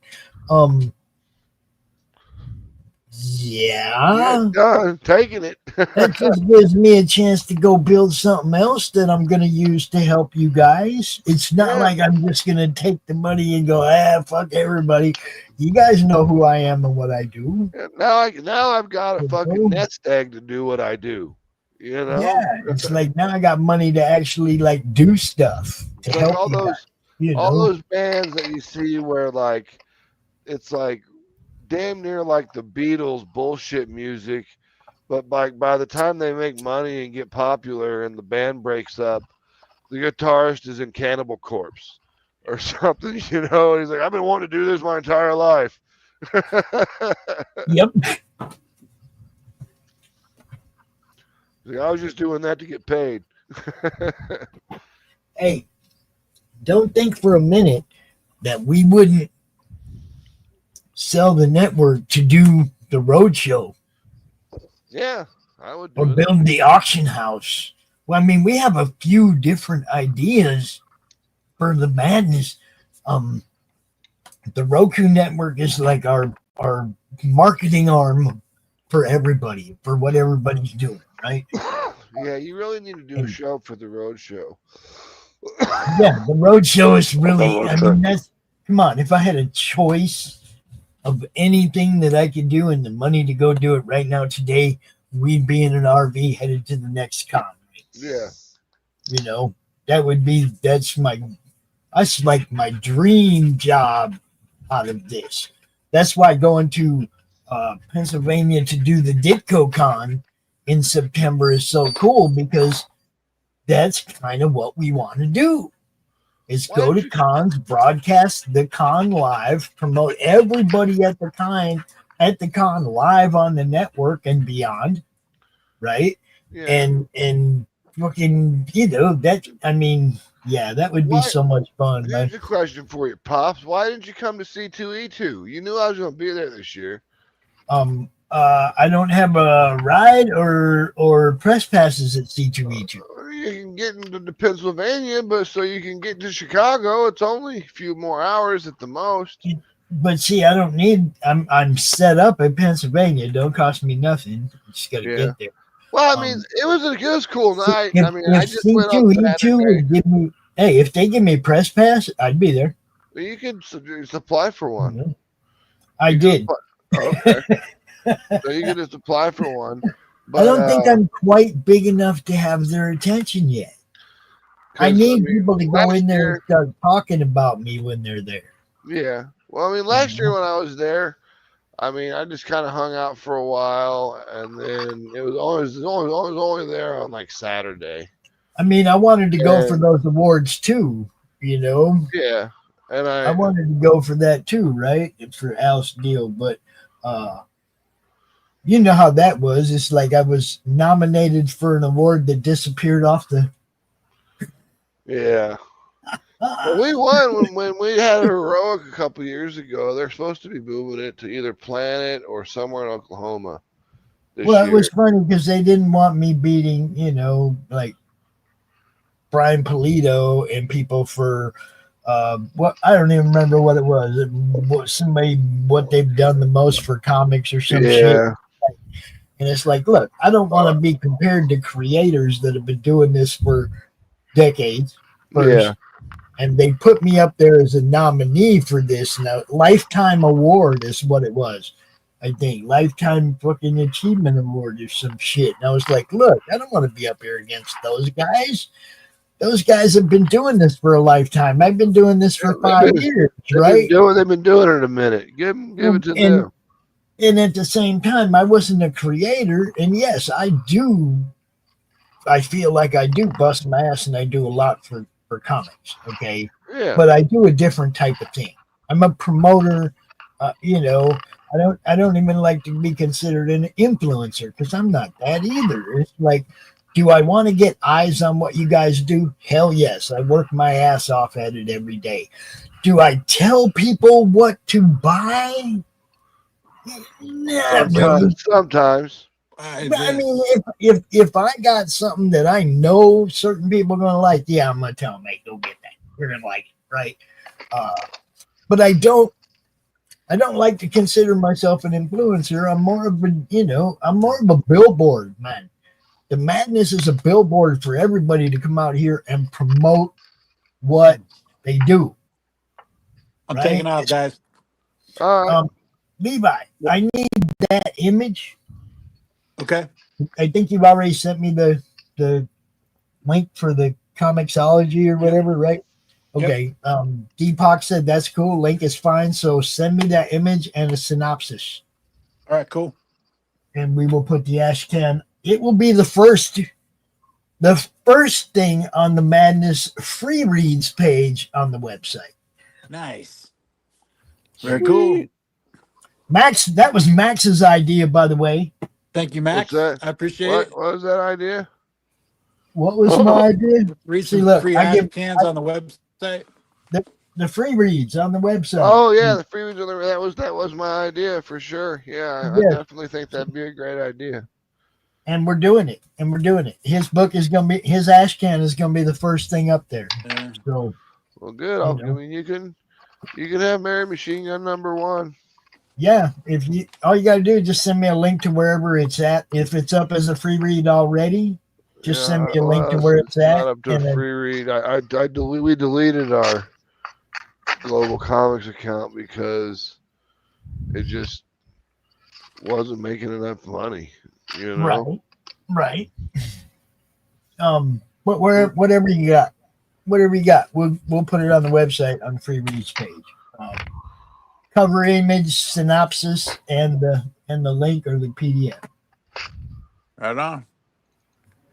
You can go find my comic book at GalaxyMemorialPark.com.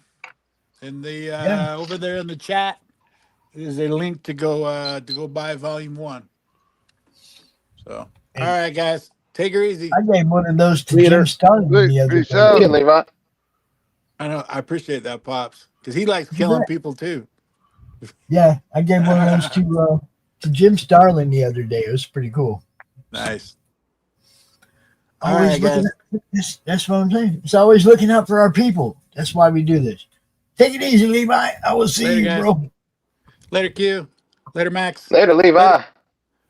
Later, Overlord. Have a good weekend, buddy. You too, man. See you. Peace. Looks like we lost Max. He must have pressed a button.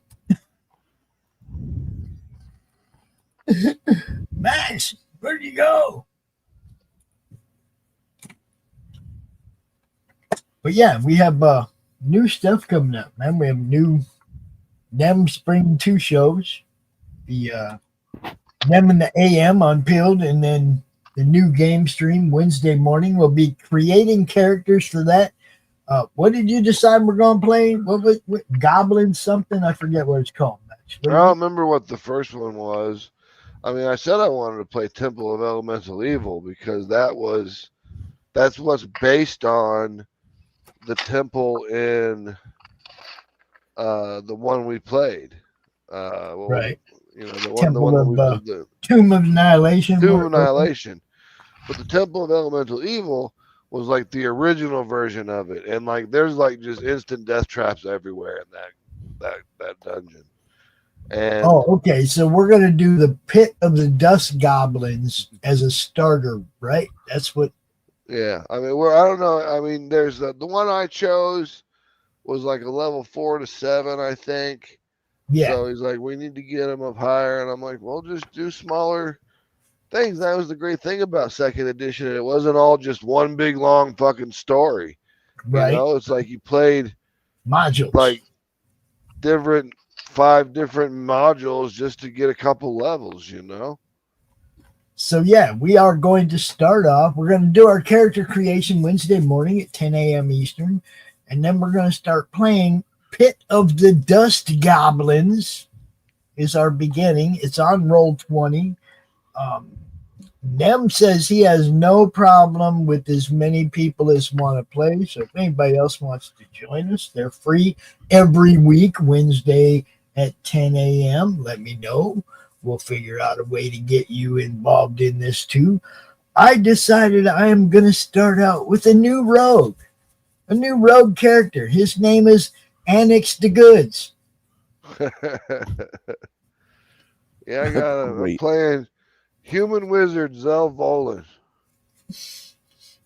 It's funny, man, because way back in the day when we used to play on PlayStation 2, we used to play team hockey, and we had all kinds of stupid names for our characters, right? And you know, Crash the Net was another guy that played hockey, and you know what I mean. It's like we just come up with stupid names for our players, right? I play left wing. My name is Crash the Net. Crash the Net. So yeah, the first thing I think of when I'm thinking of a new character is like this time I wanted to have a little more fun. So I'm thinking I'm gonna be a rogue, right? Okay, I'm gonna be a rogue, but what's a good rogue name? Well, what do rogues do? A good rogue name, actually. What do rogues do? I understand what they do, But I'm saying what a good rogue's name actually would be like the most common name in the world. That way, Alan Smith. Yeah. yeah, Okay. you know, some bullshit like that. John Smith. You know, I mean, But see, who are you looking for? We're looking for John Smith. He's like, oh, he's right over there. It's like, oh, that's not him. But see, Annex the Goods will be like Robin Hood. He'll be like, Yeah. You've heard of him, but you don't know him. You never seen him. You don't know nothing about him. He's like that. He's like that fairy tale guy, that legendary guy that you heard about, but yeah, you've never actually seen him before. Yeah. Mine's I mean, he's gonna be like a lawful good wizard. He's just gonna be like, you know, saving the children and the women and all that type of stuff. But there's a good twist coming with him, and it'll be fun. I got to be chaotic neutral because I'm not a bad guy, right? Chaotic neutral's crazy though. I'm not going to steal from some poor people. But chaotic neutral is crazy though. You're talking a little more. Bit, huh? You're talking. He's a rogue. Of course, he's going to be a little chaotic. I mean, you're talking a little more. I mean, as a thief, you're a rogue. You're gonna want to play neutral evil because that means you're kind of selfish, but you can go either way. But see, that's just it. I'm not your normal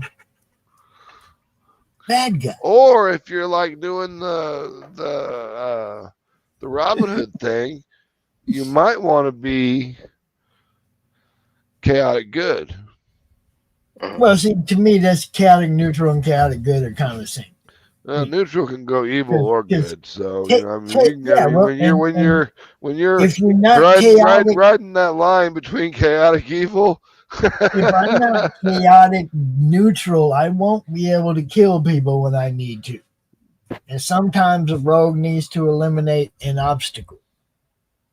I hear you. You know, there's got to be. My rogues are always neutral evil or chaotic good. He's got to be at least neutral. He's got to be chaotic to be able to pull off the crazy shit when he has to, man. Sometimes you just got to do it. Sometimes you got the rogue's the guy they throw out there into that room by himself to see if there's any traps and shit. And it's like, hey, if somebody might jump out from behind that barrel, I might just have to kill that son of a bitch. Everyone always used to ask me when we first started playing, they'd be like, so what do all these mean? And I'm like, okay, lawful good means you're just a straight good guy. You follow the law, you're the good guy, you know, you can do all these nice, wonderful things to help society. Lawful neutral, you still follow the law, but you're a little more apt to maybe not follow the law or be swayed not to follow the law. I mean, lawful evil, lawful evil, you're a fucking attorney. Okay, you're following the law, but you're making the law work in evil ways for you. Yeah. You know, and the neutral good, you're just kind of doing whatever's good at the time. It doesn't matter if the law is bad, then that is not good. You know, then you're gonna fight against it. But if the law is good, you're gonna be good with it.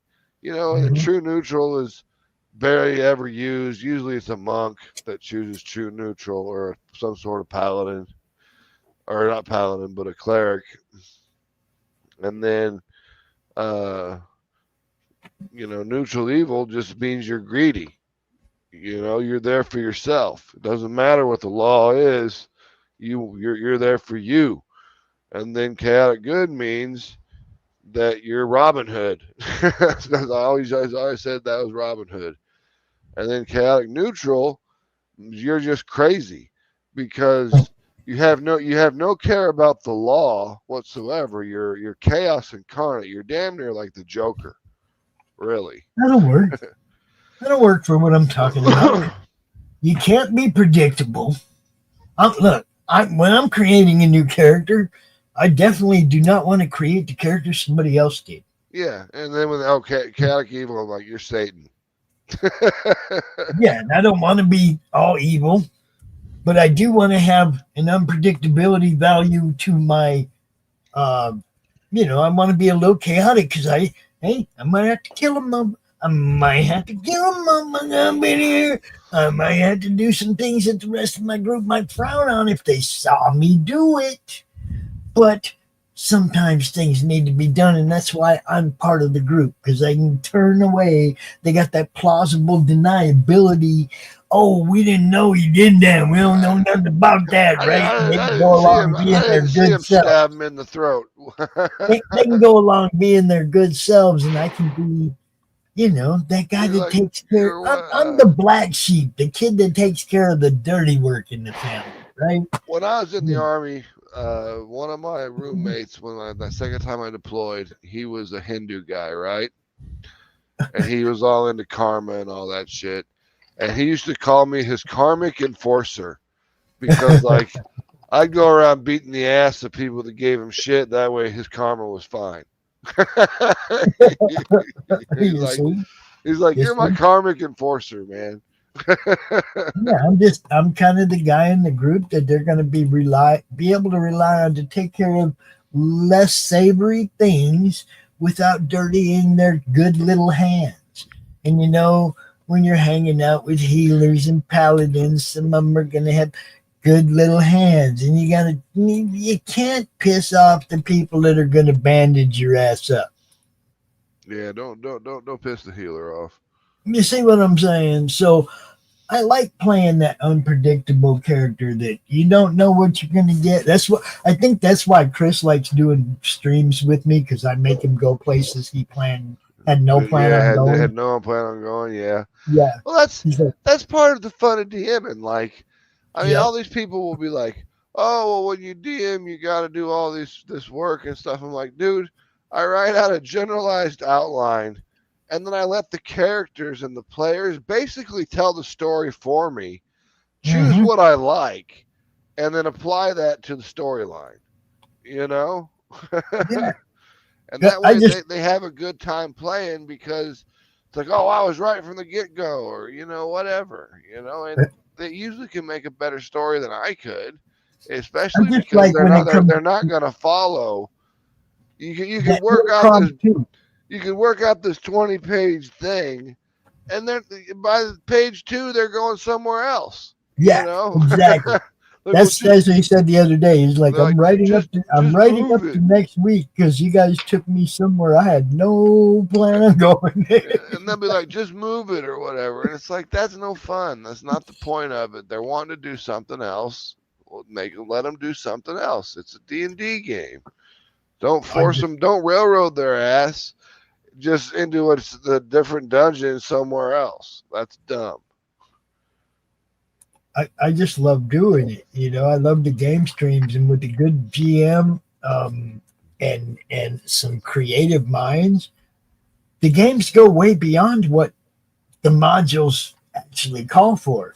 I mean, sure, you can go step by step through a game module book, but how boring is that? You're going to do that every time you play? Yeah, I mean, really, the only thing we used in Tomb of Annihilation were like the maps and some of the things that existed on the island of Chult. That was about it. I mean, the rest of it was me making up all that stuff about the cult of Zendikar, and I made all that up. It was all good stuff, though. That's what I'm saying. We played into it.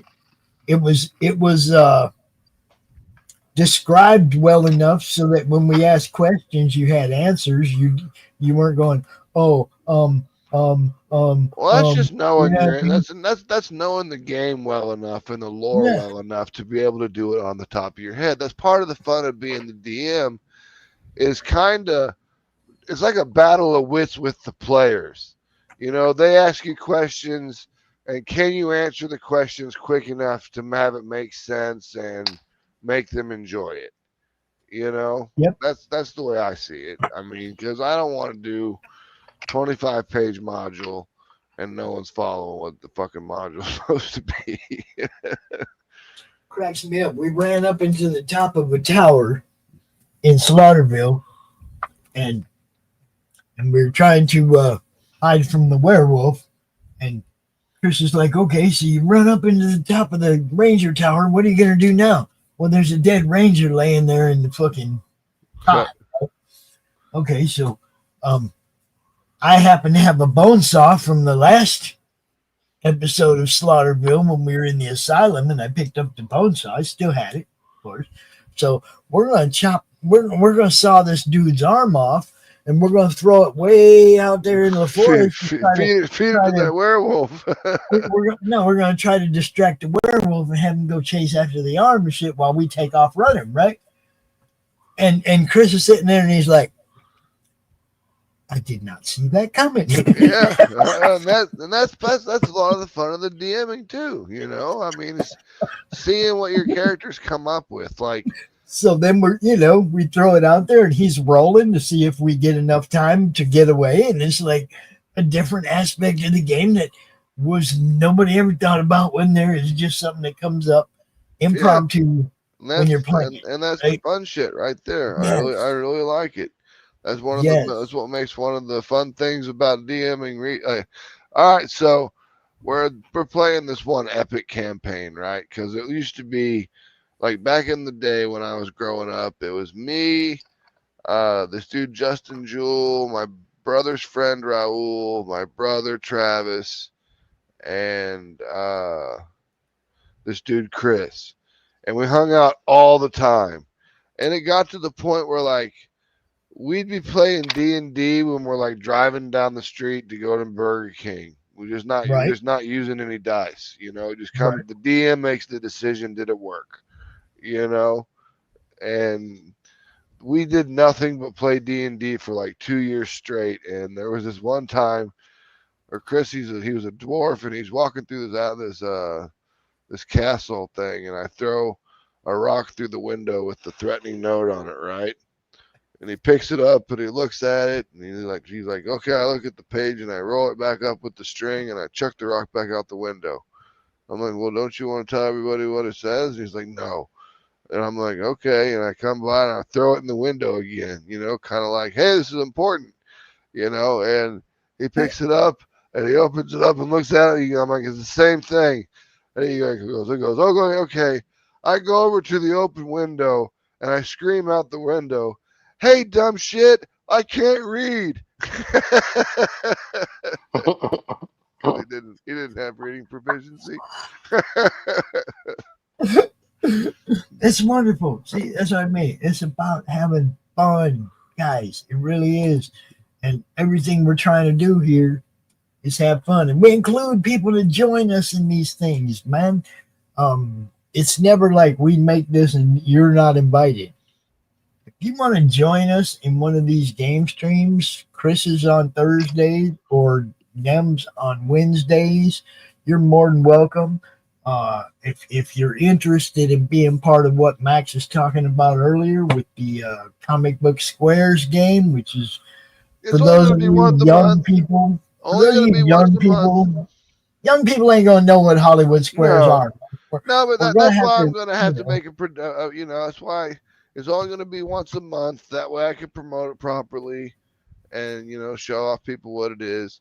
I was thinking about also doing like a Who Wants to Be a Millionaire type thing, but like we'd have to have a sponsor so we could get like $2,000-$3,000 to get like some sweet graded comic, and that's what you're working towards. You know? Yeah, that would. I don't know no sponsors like that. Yeah, I might be able to find it through some energy drinks around here. I'm just saying I don't know anybody that's gonna give up anything that good. Well, I mean, $2,000-$3,000 is a drop in the bucket to a lot of these companies. You know, I mean, Coca-Cola, you think they give a fuck if, I mean, they shit and $200 comes out of their ass, you know? I wish we could get to the point where some of them people would look at us, because I would love to be able to do all that, you know? What happened here? Looks like we lost one of our dead. Looks like we lost Rumble for some reason. That's weird. I must have made it mad. Said some wrong thing. I don't know. I don't know. Oh shit, Max DeVille's on there. Turn it off. It looks like it's still up, but StreamYard says it's having trouble streaming to it. But I'm looking at it, and it appears to still be live.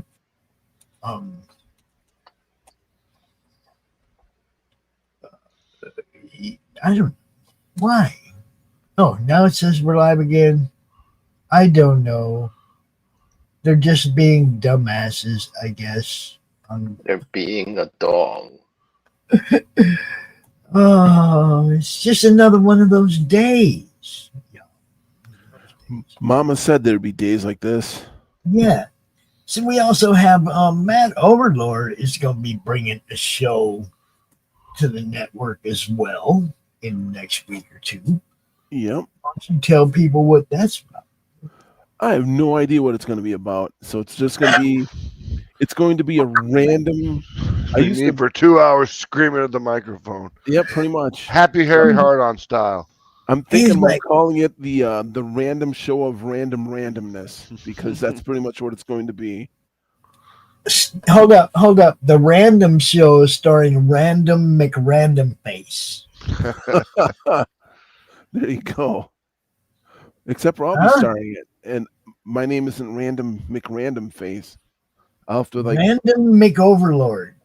I'll have to grab some guy off the street randomly and just say hey, you're going to be the host of the show this week, and they'll be like, I've got the rights to a lot of music videos. I want to go see my kid's soccer game, and nope, you're hosting the show. Get in here. Yeah, but I don't think it would work with your station, Pops. Not the music that it is. That's just it, though. You can go on Pilled. We can do a exclusive show on Pilled, and you can play whatever fucking music you want. Yeah, I mean, I can play a lot of whatever, but I mean, yeah, we could do it on Pilled. I mean, I used to run. How do I? Pilled, we get nothing. I sold my internet radio station that I was running. I sold it to Radio Bayern in Germany, and then they bought it for $30,000, and then they went bankrupt, and I bought it back for $1. The name, just the name. All I wanted was the name. I don't care about anything else. Just give me the name. $1. Thank you. I made money. How do I share my screen? You go hit down to present, and then share screen, and then you're gonna want to choose probably the whole screen. And if you want to share your sound, make sure that you are sharing your full screen and you have the share sound button clicked on. Can you see that? Sharing sound will not work on Firefox. No, I see my shoot. Well, so Pop has to put it up if you're not. You see where it says present down there? Yeah. Click on that. I did. So I clicked that. Open Share screen. And it's going to show you all the windows that you have open. Yep. Yeah. Share screen. And so I clicked it and share. Yep. Well, then there's I got 3 things at the top, right? I've got Microsoft Edge tab, window, and entire screen. I choose entire screen. I just choose a random entire screen, and then I make sure that I share my sound. That way, if I'm playing a video or something, people can hear it. Okay. Then so just I click hit share. So I click what I'm working on, and I hit share, and it goes to And does it go to a black where it says on the bottom it'll say blah blah blah, and the blue button that says stop sharing and help? Nope, it goes to the actual thing that I'm working on. Well, what the crappity crap? Share screen. Window. Oh. Come on, there we go. RPG project. And share. Oh well. I guess I'll have to share my screen next week. We'll figure it out someday. Yeah. Well. But that's how it's done. So I don't know why you're having problems, but maybe Pops can walk you through it between now and your show. But that's what I mean. You sounded like you were doing the right shit. So. Yeah. Present, share screen, share screen. I have Brave tab because I'm using Brave browser. Window, entire screen. Window. My project in Try Unity. Chrome? Oh, I don't use Chrome. If it's Oh, there we Brave, then go. it might not. Did it work? Okay, StreamYard is now sharing window. Now I have like little stop sharing button on the bottom. Okay, and then it should have like a dark version of what you're trying to share next to you. Okay. Next to your video at the bottom. That I don't have, but this time I have like a. Well, maybe StreamYard it's because you're sharing a window. So Pops Yeah. maybe should be able to pop it open. I know, Pops. Can you see that? I see. I didn't make my little thing even. I don't think he's here. He's muted right now. Oh. And I don't have the admin privileges to. No problem. I'll wait till he returns. I rebuilt. I was working on user interface last week, and I rebuilt it, but it's still something screwed up with it. Now I didn't make like the little health meter symmetrical. Okay. But yeah, it looks I see it. Yeah, it's a little off. Yeah, when but it's pointed to the left, but I put like this one side is a little bit lower. Mm-hmm. But I put like this nice bevel on it. I have like a nice. That's sad because I like made this using Unity. Yeah. Yeah, that's what I used to. And so I put like this nice bevel on my like stamina monobar. That's cool. Yeah. Yeah, I've just been learning the UI stuff myself, so I really don't know much about UI. I mean, I know C#, so that's why I use Unity. I was developing a Gauntlet style VR game, but now my left hand doesn't work and I can't move the left controller. I can't move the left stick around, so I can't fucking see. Yeah. You know, so I'm like, now I'm gonna have to like invent a game with Let me help you with that, Max. only a fucking mouse runs it or something, you know. Let me help you with that, Max. Let me help you with that. Les Garner, right? Had a stroke, took out his whole left side. Yeah. He created foot pedals, like guitar foot pedals, to move the picture on the screen, to do all kind of different stuff. So that he draws with his right hand, but his left hand is still there, moving the page, rotating the page, but it's a foot pedal.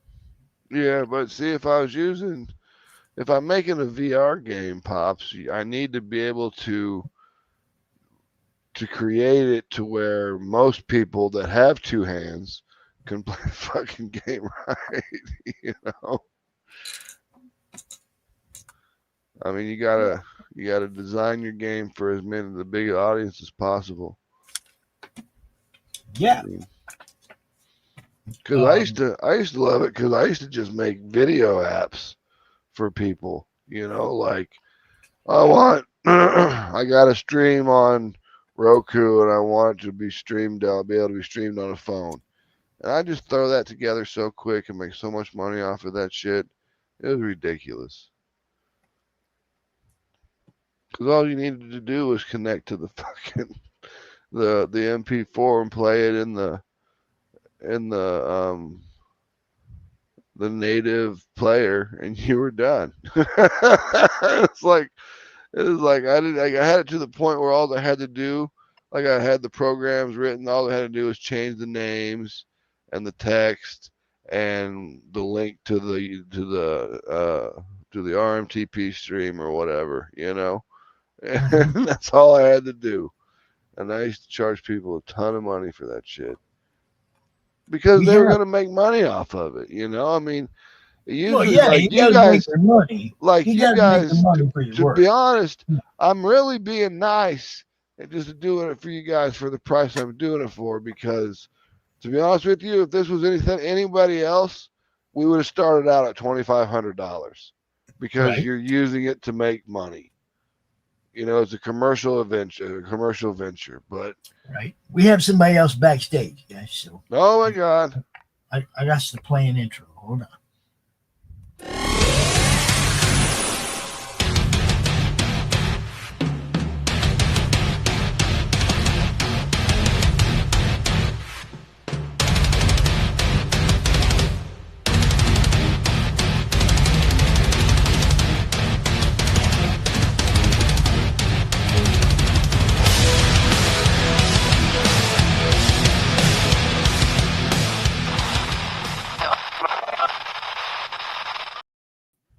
See, now I like that shit. I Hey, like that shit. That's what I'm talking about. When I'm talking about high energy, getting the people's fucking attention. Yes. That's what I'm talking about. And I love the fact that the girl in the middle, when the little thing came off her head, she looked like Samus. You know? Yeah. Max, do you know Edwin? No, I mean I've heard of him. I know he's done a lot of the artwork for the Madness, but I don't think I've ever met him. He's done a lot of things, man. He did some colors for, I think, Mojo and a few different things, man. He's but he is a tattoo artist extreme that also puts mad ass fucking colors on shit, and he can draw too. Are you around Chicago? I'm Massachusetts. That's too far of a drive to get a tattoo. I'm sorry, dude. Because I want to get some tattooed. You can get one of the masks up behind him, all kinds of stuff, man. I've got a sleeve done on one side here. That's all my army stuff. It's all. I can't really see it. It's got my name. Here, did you big it up? Oh, there we go. All right. Big it. Yeah. Nice. But it's got all the classic style. It's very, very Ed Hardy style, but not really. And then on this side, it's all cartoon characters. I got Jack and Sally. I've got nice. Jessica Rabbit as a nurse, which I need to get recolored. And then I got Jack's face up here, and I want to finish this sleeve in just cartoon characters with colored leaves as filler. Last month, I had a bunch of cartoons that I had to do. People started going back into the retro style of tattooing. They like the cartoons and stuff. Then I've got a billion of them. I got like on my right thigh, Vampirella, the whole fucking thing. 16 hours work there. What style of art? Who's the artist? The actual artist that he copied from? The artist that was copied from? I don't remember.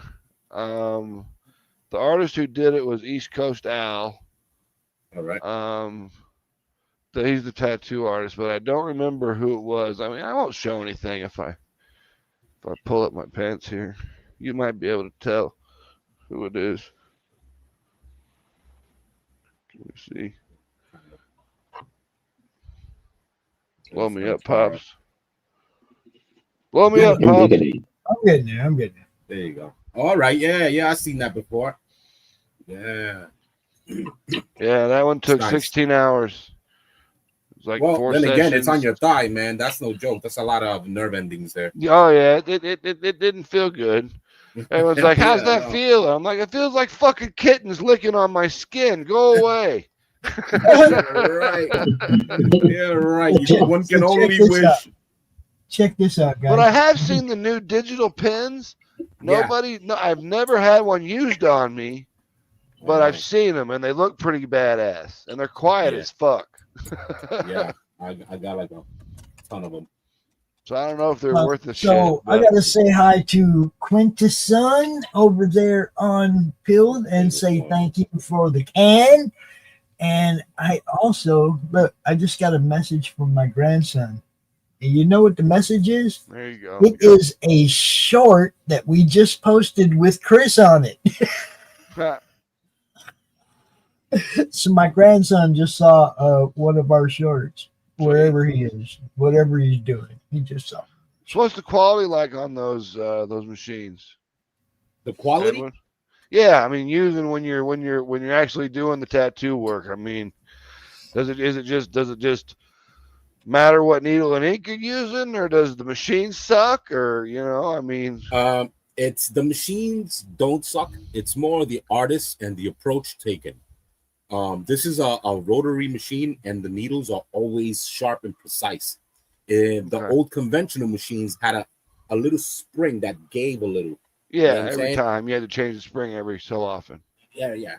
But this one is direct contact on all times. So you change your voltage and the pointillism of it. so you know how much separations and how much speed you're moving with. Yeah, because last time I got tattooed, I was at the tattoo place, and this girl was getting this Bible verse tattooed on her side, like right by on her ribs. Yeah. And I'm sitting in the waiting room waiting with her, and I'm like, "Have you ever got a tattoo before?" She's like, "No," and I'm like, "You're in for some of the worst pain you've ever felt in your fucking life." Okay, I mean, only the worst you can do is right in here, which you can see. I pushed out. I couldn't do it when it came to that this lettering. Lettering is no joke. You got to go on there like a lot. And, it's got to be deep. It's got to be a hard, thick. Well, like when it's on that right by that titty muscle on the side on the ribs, that shit's no joke. I mean, when that machine starts jiggling those ribs around, you're sitting there and you're like, oh my god! But man, she was crying like a little girl. It was so funny. Some people get sick because of the thought, and sometimes their anxiety goes off the roof. But I've never seen anybody throw up at one, but I bet they would. Yeah, they faint. The funny part, man. Oh man, I had the most funniest faint ever. No, actually, I had a few funny feints ever. But the first one, right? I was tattooing next to a workout bench, and it had the sidebars on the side, and I was using it for his leg or whatever. So I guess the guy was trying to tough it out, and he must have been feeling a little dizzy, and he didn't want to say nothing. Yeah. All of a sudden, that thing caught him real good. He just said, he noodled. He said, and his head went in between the railings from the workbench. He hit every side. She said, there's a fucking Plinko game on the way down. Yo, just like that. I was like, oh shit. Yo, you all right? And his friend came out of nowhere. What happened? What did you do to him? I said, I didn't do shit. Help your boy up. Your boy's a pussy and couldn't take a tattoo. Stand up. I mean, the only time I ever got really kind of dizzy, and I had in my right ear, I got an industrial piercing done, right? Oh, those are crazy. The second, when they were pulling the bar through the second hole, I got dizzy. And I was like, wait, give me a minute. Because like the piercing, it doesn't hurt, but when they put the jewelry in, that's when it starts to fucking hurt. Right. Yeah, because they gotta go and jam it in there. Bypass. They gotta bypass it through the tube and then I mean, they gotta jam the whole fucking thing in there, and that shit hurts. But man, that second, when they were going through on that second hole on my ear, I got a little dizzy, and I was like, all right, give me a minute. Yeah, man. I'm not falling out at the fucking tattoo parlor. It's just not happening. I'm not going to be that guy. Tattoos is not for everyone. It really isn't. But everybody wants to be down. You know what I'm saying? And girls don't make it any better. Oh, they're usually worse about it. Oh my god, no, the girls take better pain than men. Oh no, they do it just fine. But like when it comes to like crybabying out, peer pressure. When it comes to crybabying out, when it actually happens, women are way worse than dudes. I've seen girls throwing screaming fits getting tattoos before, and I've just heard dudes like grunting and fucking being like, "Oh, stop and smoke a cigarette." No. See, man, I don't buy that no more, man. I don't buy that. No. I stay on the plan, and I tell them, yo, this is how much it costs, and this is how long it's going to take. Like, buddy, this is by the hour. This is by the hour, guys. So you can smoke as many cigarettes as you want. Man. Only going to cost you $52 to smoke a cigarette. Right. But there's competition out there, so you got to be nice to these people, no matter how much That is true. They try to get away with shit. But there's a limit. There's a limit to where I'd be like, all right, dude, this was a flat price. So if you want to start charging you every fucking cigarette you smoke, that's on you. You're gonna spend $20 a pack, and it's gonna be $20 per cigarette. I mean, because I don't know what it's like in other places, but Kansas City, like, it blew up real big when I lived there. The tattoo community got huge. There were so many shops, and they just all went out of business. You know, Wow. they're still like the 3 main ones that were here before. With that bullshit with the COVID stuff, I'm sure it did a lot that of fucked a businesses lot of down. people up. Oh, heck yeah. I mean, Especially, medical stuff, because in yeah. Missouri, a tattoo is a medical procedure, so it's big fucking deal. Yeah. So, you know, I like doing it from home, and I do certain tattoo parties if it's worth it. If it's not worth it, I'm not gonna go all out of my way and come back Pack home your with ink up and go all the way out there for a couple $100. Fuck that. Nah. I mean, I don't care how much beer there's there. Right.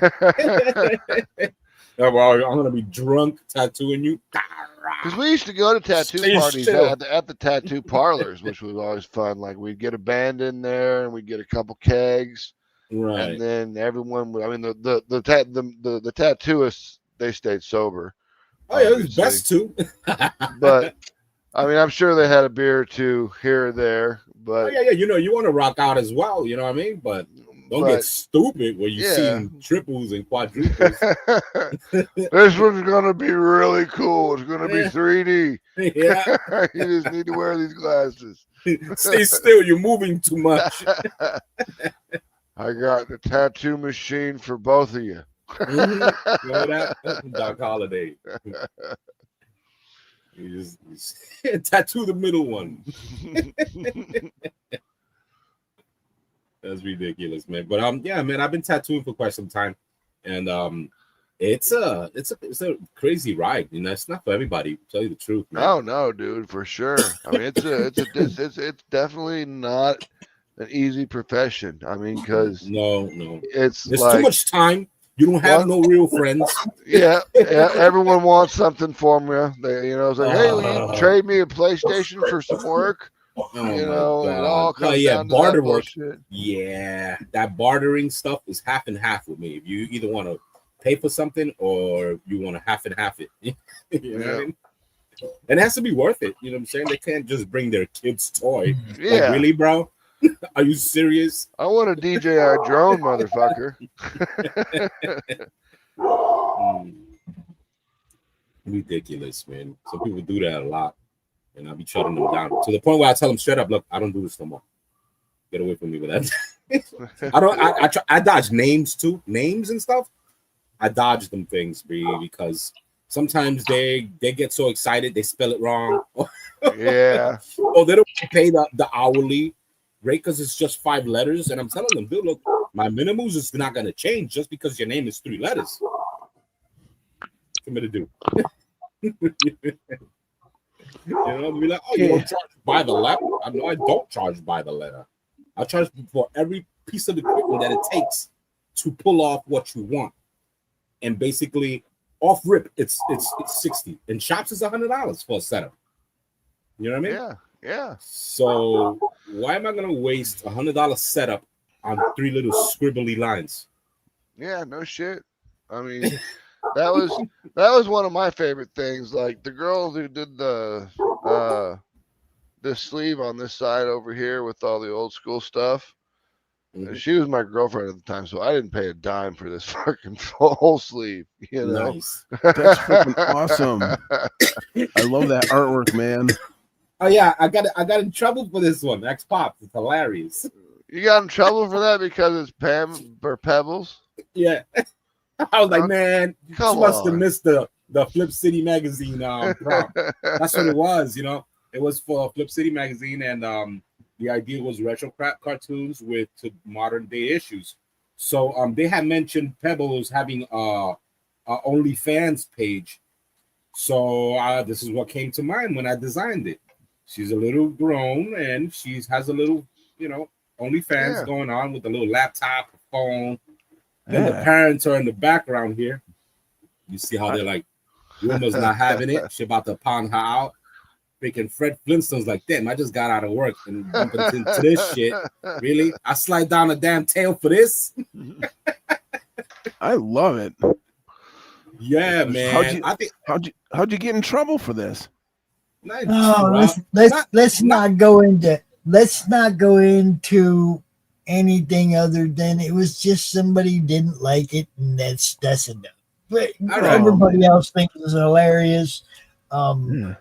Kitty loved it, and obviously that's where it will be published. So, roll on, right? Everybody, you can't please everybody ever. No, it's not gonna happen. Period. It's art. You're just not gonna please everybody. There's I'll no ask you way. for the details sometimes when Pop's not around. Like when someone it wasn't really a big deal. When You can ask me off camera. Okay. in private. Okay. We'll just keep it to on the See DL. what I'm saying? I'm not gonna sit here and go, "Oh, this person." I've got an idea as to why there was a problem. I fully understand now, Pops. But I'm not saying that. Oh, that's cool. I like that. This is from the upcoming book, Mothquatch. I love it. It's coming out wonderful. There's so much that this book can bring. It's amazing because I'm freestyling it as I go. So I know the topic, and the story just keeps getting better and better. It's ridiculous, and what happens in my head when I continue this story, it's like it's supposed to happen. So as I'm doing it, I'm also writing it. But so anyway, I'm out. I gotta go get some food. All right, brother. Weak like little girl. Everybody tomorrow if you show up. I'll see you later. That's fun. All right, Edwin, I want you to show something else. Show me something from the ash can, the Crom origin story. Oh, but that's the thing. Manny has been doing a lot of the storytelling and the panels, and what I've done is only what I was gonna combine with. Since I'm inking it all, I was gonna look at my style, regardless of who draws it, So Manny is working on it, and it's supposed to be soon. Like I'm sure you know what happened to his eyes or whatever. Oh yeah, He had a little issue. Odin kicked his ass. I'm not sure what he drew that pissed Odin off, but Odin went after one eye and then the other. Yeah. That's not the first time that has happened to an artist in my group. Do you guys remember way back when Gosmosis drew me as Odin? He got sick there too. He spent 3 weeks with a fucked up eye and didn't know what was wrong with it or anything. And kept on drawing, and it was an amazing piece, right? But yeah, don't fuck with Odin, Don't fuck with Odin. He will get your ass. He'll take an eye. He'll take an eye. Yeah, let's draw him with 4 eyes. There is. He goes, "Oh, the artist, the gods gave me more eyes." Here is the old artist for Ninja Bimbos versus Zombies from Deep Space. He's coming back to do Lady Blasphemy, and this is his first pinup. Oops, where is it? Hold on. There we go. Okay. Where is this? Oh. Lady Blasphemy is obviously not nice. Didn't I do something for this? I don't know. Did you? Yeah, I did. The other girl, not her. Oh my God, what was her name? The Mary Machine Gun? Yes, that's our main character. Yeah. Yes, I did something for you. I mean, if you want it, I don't know if it's in there, but I've got a link He said he did something for you. Oh, okay. I don't know if I put it in the book, but we've got the trade paperbacks out. It's got 152 pages of story, 40 prints and covers, and then an 8-page introduction to Dark America.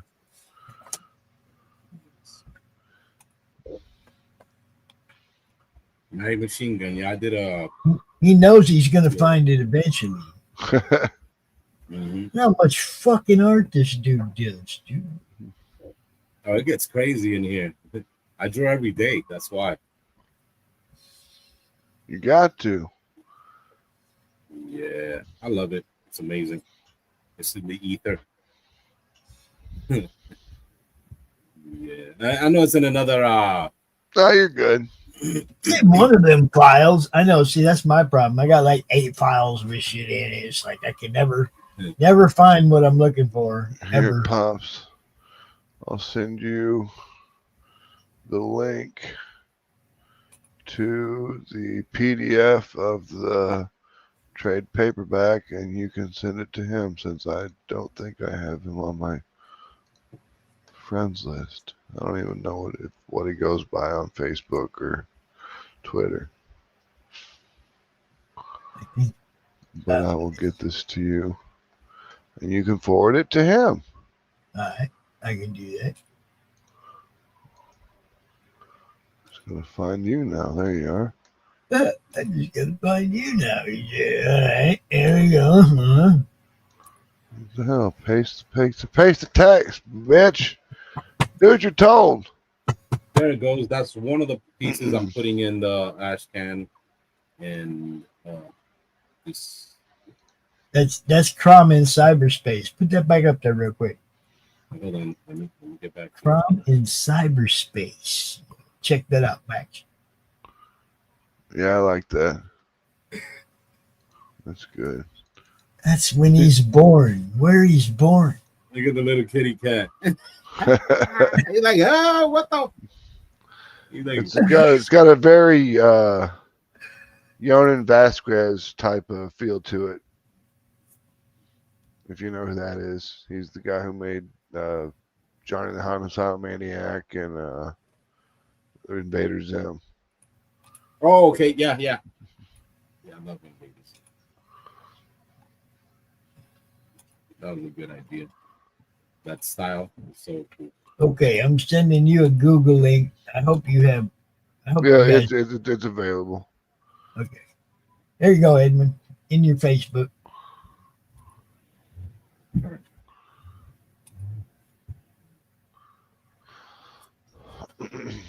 Yeah, he was born in cyberspace. That's exactly correct. He was born. Look, Crom's actual origin.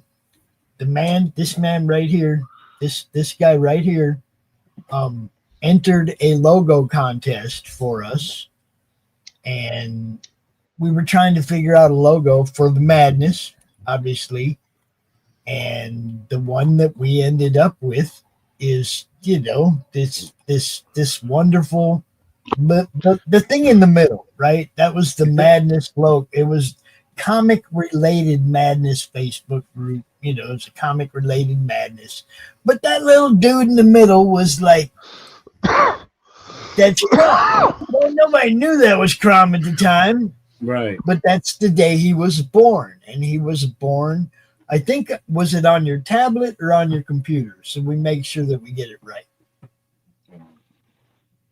I was just I designed it. It was in his brain.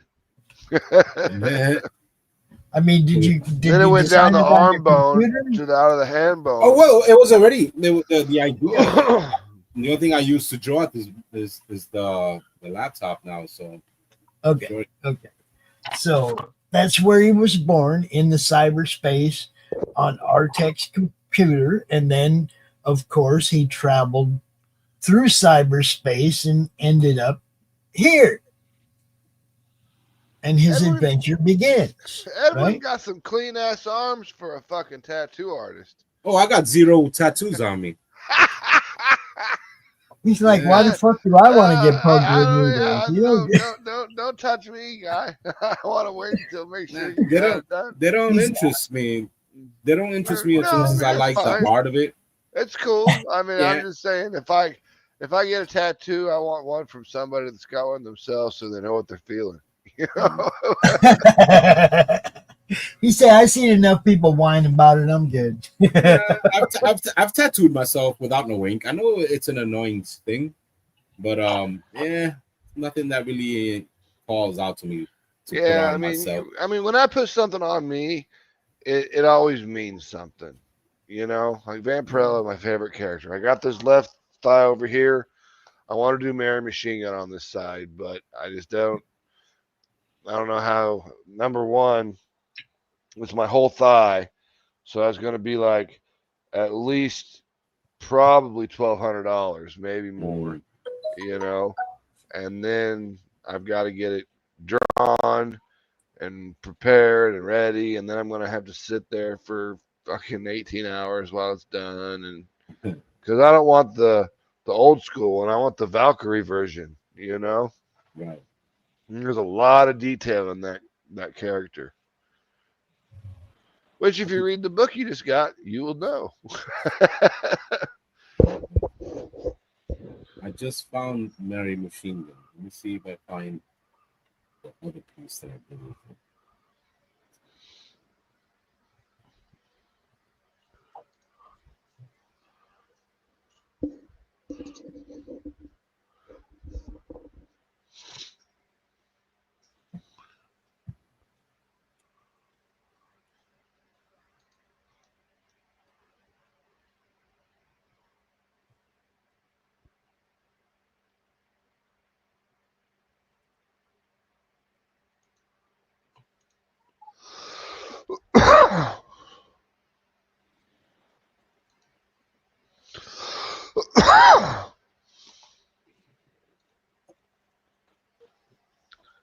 This is crazy. Like when you in the clip studios that I'm using, once you start using a certain file, it gets so used to it that when you change into another file, it says it has new updates.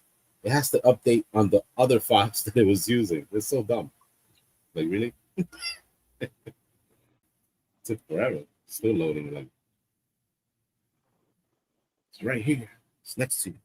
Yeah, Fernando, like the guy who was doing stuff for us for the longest time, he used to just do all his shit on an iPad for the longest time, and then I like just spent company money and bought him a Huion, and then that broke the day after the year warranty, so we couldn't do shit to use about it.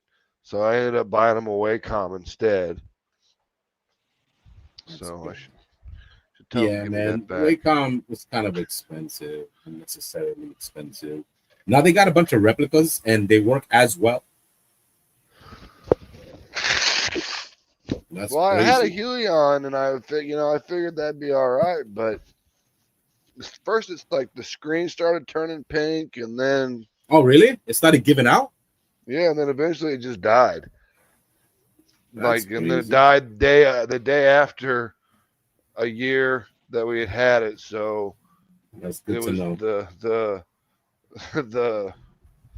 The warranty was expired by a day, so we were screwed there. Had to get something new, and I'm like, look, I'm gonna buy this Wacom. I'm gonna put 3-year protection on it, just in case. Because I can't not have you working, you know? Right. Because I was paying that dude's salary. So, if you're getting paid salary, I'm not going to have you getting paid salary to sit on your ass playing video games. Right. And he didn't do much traditional stuff. It was all digital. And I guess he could have went back to using his iPad, but I think at the time, whatever the hell the iPad program was, I can't remember what it was called, Pro something. I think it only went up to 150 DPI, and cool. You can't print that. So they've got it up to 300 or more now, but back then it was still kind of new. And I was like, you can't print 150 DPI, so quit using your fucking iPad, man. I remember drawing and coloring with a mouse. I was like, this is crazy. I was able to pull it off. 696,000 hours in paint. Yeah. That's crazy, man. And I used to be proud of it. I was like, yeah, look what I can do. Everybody thought it was amazing. How do you drawing with a mouse? Well, I zoom in real close and I fill in the fucking squares. There you go. That's what I did. That's how I did it. Exactly. Yo, that's ridiculous, man. And then they try to do that little pen tablet thing that was never That's on cool. point. I like that. It's kind of almost got a Dark America look to it, really. Oh, this here? It's pretty big, man. It's like poster sized. Here, let me see if I can find the picture I'm talking about. I should be able to find it right off the bat. This Atrocity Press. Atrocity Comics.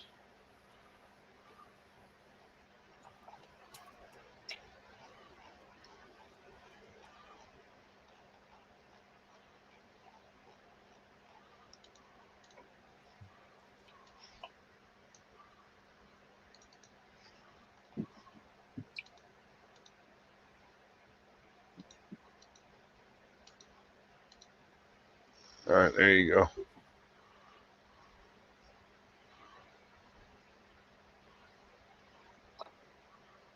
Pops! Switch it. Embiggenate.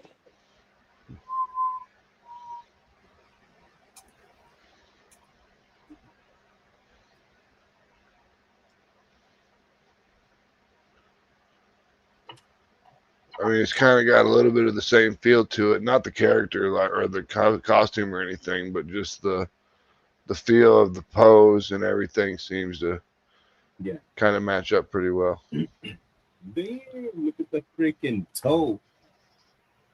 Oh yeah. she's the Punisher for the Lord. She's a nun who ends up killing a cardinal who was basically had all these nuns as like his harem. And she ends up killing the cardinal, and the church covers it up and says he had a heart attack, but she stabbed him to death. And so she's on the run from the guards from the church, because that was they're at the big place where the cardinal is in Kentucky, and so they're running. She runs from them, and she ends up running into like this sex shop, and starts trying on all these different outfits. So we had like a little fashion show, the two-page fashion show spread, which was cool. And then like she got into the thing that she was in the costume she's in now, and these guys came in to rob the place, and one guy kicks open the door where she's in the dressing room, and she like hits him in the hand, causes him to drop his gun, picks him up, shoots him, and she's like, "Lord, why do you keep putting me in these situations?" And then she goes, Yeah. I think I read that part. I had seen some of it. Yeah, and then she walks out, and there's a guy robbing, and the other robbers out there, and she's like, "Oh, I see," and then she kills his ass, and that's where she gets her dual 45s, because both of those guys are carrying 45s. But she's like pretty normal. I mean, a lot of our characters kind of immortal or superpowered of some sort, but really, Hazel's just a girl. Harley Quinn. When I first, I wasn't really interested in Harley Quinn. Maybe I just knew her as the Joker's little, sidekick. And not even the sidekick. She was just a little toy for him. Side piece. Right. There you go. Side piece. And then slowly but surely, they started giving her powers and stuff that it just grew on her. Like, alrighty then. I didn't even know she had certain powers. You know what I'm saying? And, I didn't know she had superpowers. I thought she was just a person. She actually does. She actually does have powers. I guess she's like, what was that girl who has that luck? She has luck, the power of luck. Oh, Domino? Yeah, it's almost like that kind of. And she has like acrobatic skills. So she's really. Did you ever watch the what was it called? The bootleg universe stuff. Just the bootleg universe stuff was that video game. It's called Bootleg Universe, and you should check a bunch of them out. They got fights between there's Bootleg Universe and there's Bat in the Sun. And Bat in the Sun does like fights between like it'll be like Domino versus Harley Quinn, you know, and then they'll fight each other. They'll have two cosplay people fighting each other, and then they edited it up and it looks really cool. But Bootleg Universe, they made like some bootleg Marvel movies, and one of them is The Punisher. It's called Laundry Day, and they actually used what's his face, not John Barenthal, but the dude with the shorter black hair. I can't remember his name, but he played the Punisher in the show, and or in the video, and it's about 15 minutes long. It's really good, you know. Talking about really good. That Killer it's Killer of Killers. Have you seen that yet? I haven't seen it, but I only keep seeing the trailer for the Predator. It's called Killer of Killers. It's gonna be I want to see that. Yeah, I want to see anything Predator or Alien, I'm in. I'm always disappointed. Like Romulus was not too bad. Well, I enjoyed Romulus. The one before Romulus, which one was that? The one with the armor and the little boy and stuff. They went to that planet and like walked around and kind of got sick because there was like dust on the plants or something. And I'm like, as soon as they got out of the thing and they took their helmets off, I'm like, that's just dumb.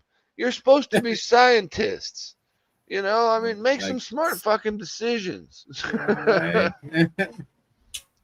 But you're never gonna beat aliens. You know, I mean, but you know what bothers me about the aliens? Machine guns and just blowing them apart. That's badass. Right.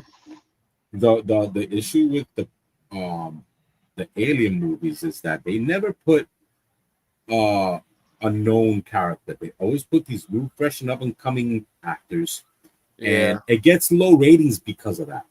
But the movies are actually good. Yeah, that's the only issue. People talk a lot of nonsense that makes no sense. Well, they would be saying, "Oh, the movie was whack because they didn't know the actors." Obviously. I mean, because Sigourney Weaver and Paul Rudd or whatever, they weren't anybody when they were in those movies. Right.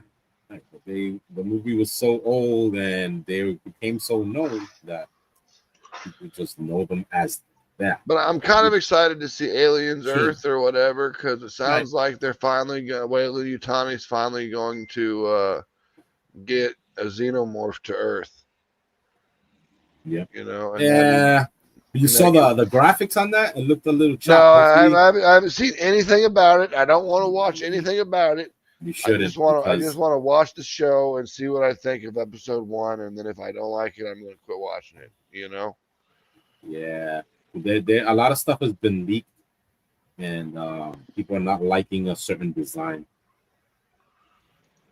Whatever, but and the horror movies, the Friday the 13th is not bound by any legal issues anymore, and I guess they're coming up with a series called Crystal Lake. Oh yeah, Crystal Lake. That's supposed to be good. I was wondering because we used to love playing the Friday the 13th video game on the PlayStation. Oh yeah, that was fun. And like they lost the license at the end of like the year or two ago or something. And then it just turned into a big hackathon and nobody could play and it was just worthless. But it was a great game. I tried the second game that company made, the Texas Chainsaw Massacre, and I didn't like it. I couldn't. I tried. I spent money on it and I couldn't get into it. I understood the idea and they couldn't use somebody else's stuff because of the license. Yeah. But there was certain things that I liked and certain things that I didn't. I didn't like how tight all the little walkways were. You know, it felt like you were in a little maze the whole time. It was confined. There was 2 confinements in there.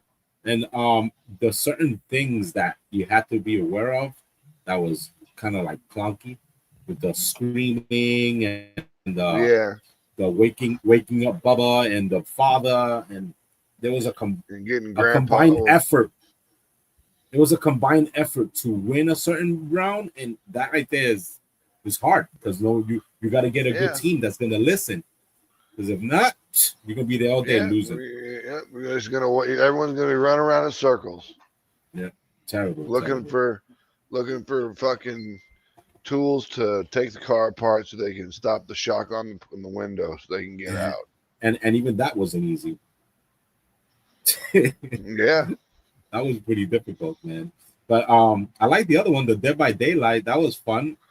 My son loves that game. Like, he's like, one of his favorite things. It's one of the video things that he does on his channel is like he just gets ready, pisses off the zombies at night because apparently they're like much more aggressive or something. And then he just does like this amazing parkour shit for 10 minutes and puts it up on a YouTube video and what gets 15,000 views. That's you know. Yeah, man. Right now the video games, man, it's everybody's jumping on the same ideas. This should make that player one. Remember the Player One movie? What was it called? Yeah, Player One. Yeah, Ready Player One. Yeah, Ready Player One. If they were to make something like that, oh my lord, that'll be the ultimate game. But the thing about that they could use is the Bitcoin. Yeah, that'll be great to use that type of currency in there. You know what I mean? Yeah, because it'd be actual currency.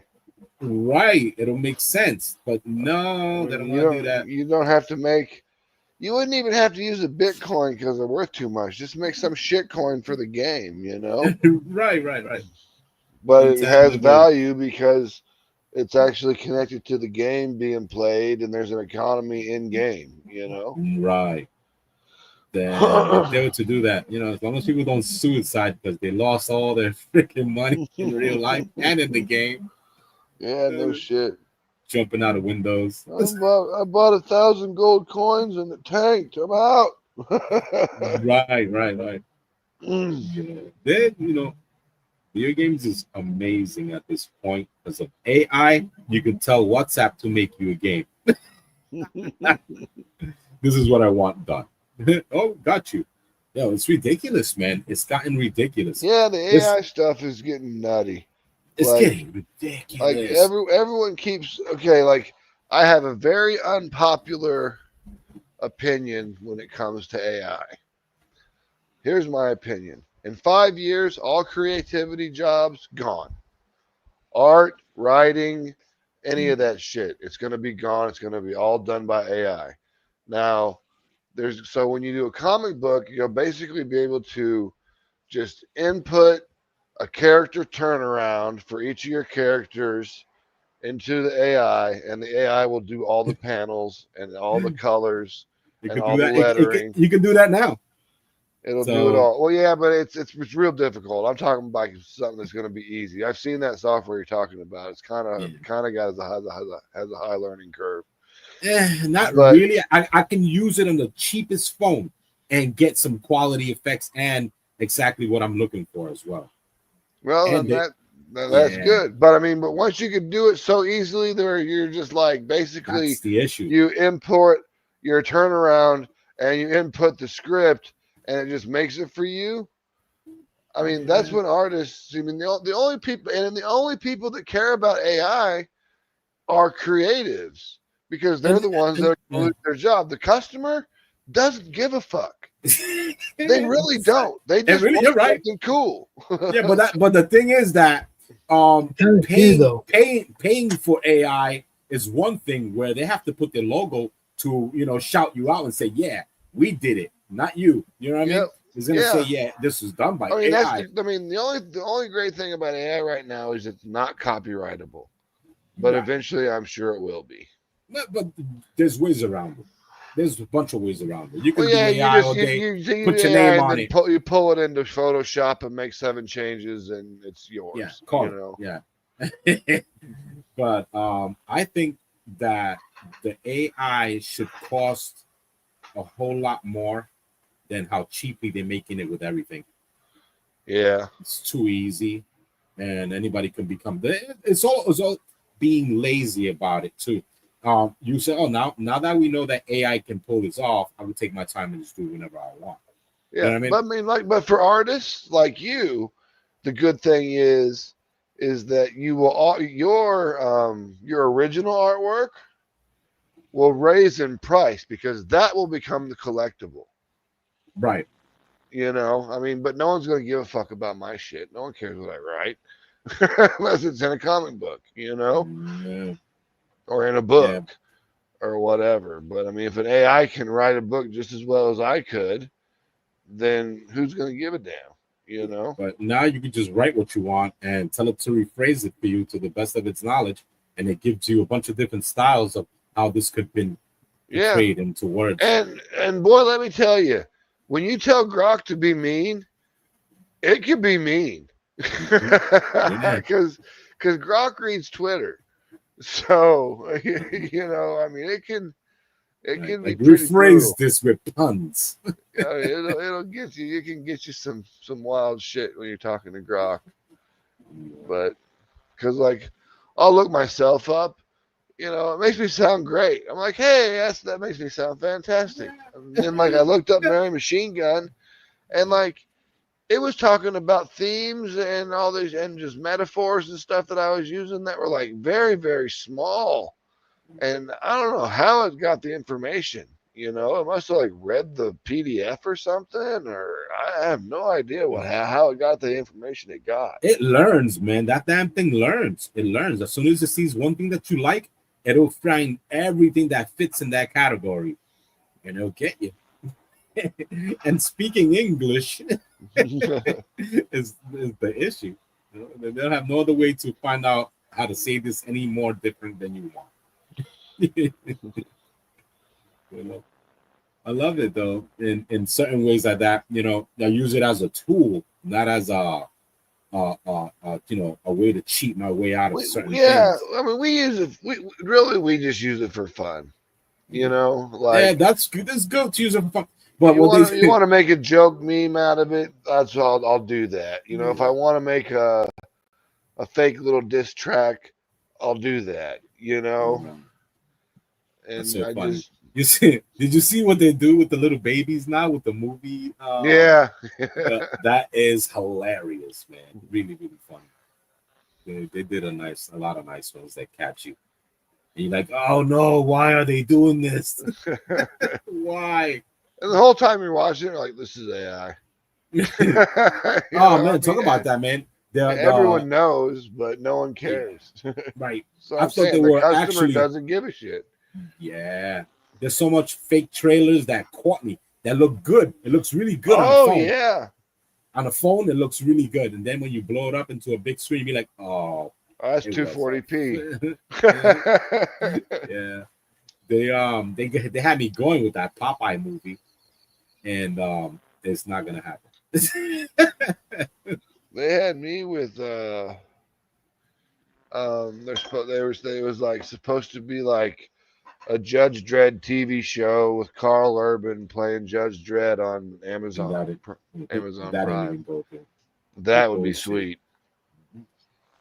But it'll never happen because, like, I know the reason why there was never a sequel to that movie is because DNA, there's DNA, Lionsgate, and the other company Alliance, that they all have veto rights on a sequel, and one of them always keeps vetoing it because they don't want to spend the money on the sequel. But they've got the sequel written, and it's supposed to be Judge Dredd versus Judge Death, and I think that would be badass.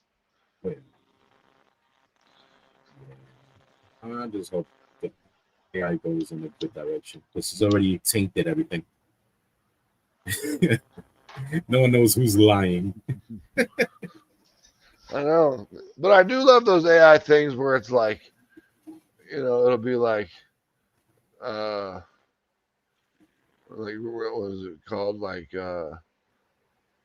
Silence of the Lambs play kit, and it looks like Christmas, got grandma sitting around all smiling and happy, and the kids are playing, and it's got the guy with the bucket with the fucking lotion getting lowered down into the little well in their living room. It puts the lotion on its skin. It gets the hose again. The hose again. That guy was amazing. He became a meme for everything. Dude, you want to know like who? One of the dudes I think is like one of the best actors because he like acts his performance got me. You've seen Seven, right? Oh yeah. All right. So the dude who was forced to bang the stripper with the bladed dildo thing, and the way he was acting, he was like, "He made me do it. Oh my god!" I mean, his acting was just on point. I mean, that dude made me uncomfortable. Yeah, you know? And I was like he was there. Damn, yeah. I mean, like this happened, bro. This ain't no ghost. I was like, damn, that dude's good as hell. Yeah, there's a lot of actors out there that did a good job. You remember watching Return of the Living Dead? Of course. All right. Remember the older dude from the morgue? Yeah. The scene where he goes he's let me go to the ambulance to see what's going on. So he goes out there and he wasn't told what he was gonna face. They told him that he said, "Look, you're gonna have to scare me." You know what I'm saying? If I could show you a true reaction.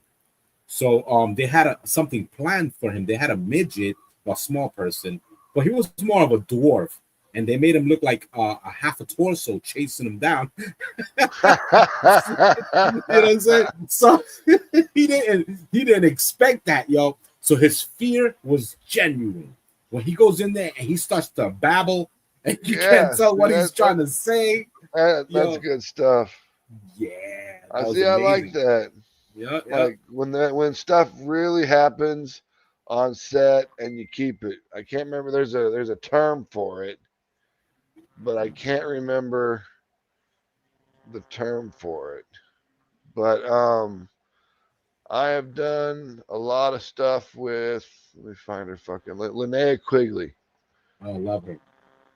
We've done a lot of stuff together because she worked with this producer that was in Kansas City that did low budget horror movies, and she was always in a lot of his stuff. So she'd always be at the releases and stuff at the theater, and it was fun. She's a cool girl.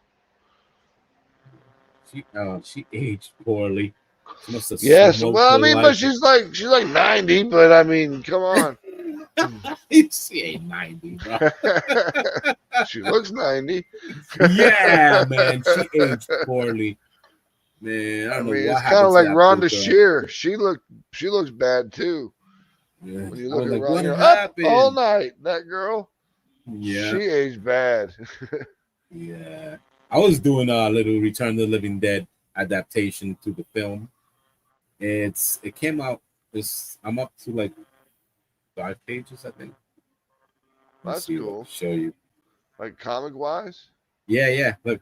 Oh, that'd be sick. If Pops biggins me up, like. Is this just for you, or is this for? Oh no, it's just for me. It's just for me. No, I wish. What? That'd be amazing. Yeah, I like that. That's cool. It's very, very Warren Publishing creepy style stuff right there. Mm-hmm.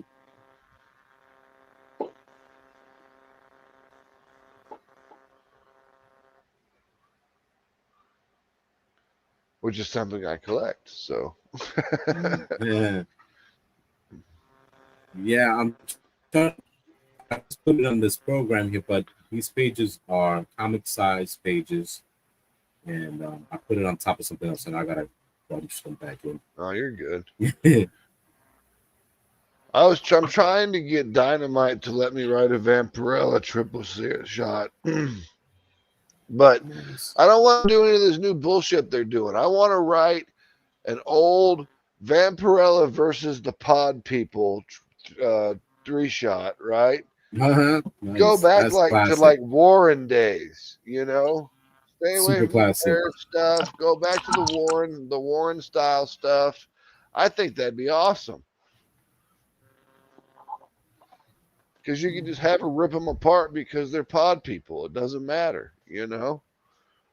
Yeah. I would definitely have her. Draculina would be in it, at least for a little bit. Draculina. She's one of my favorite How would you say newer it? characters in the thing. Like Dracula, whose accent was the best. What was it? Bela Lugosi. Yeah, Bela Lugosi.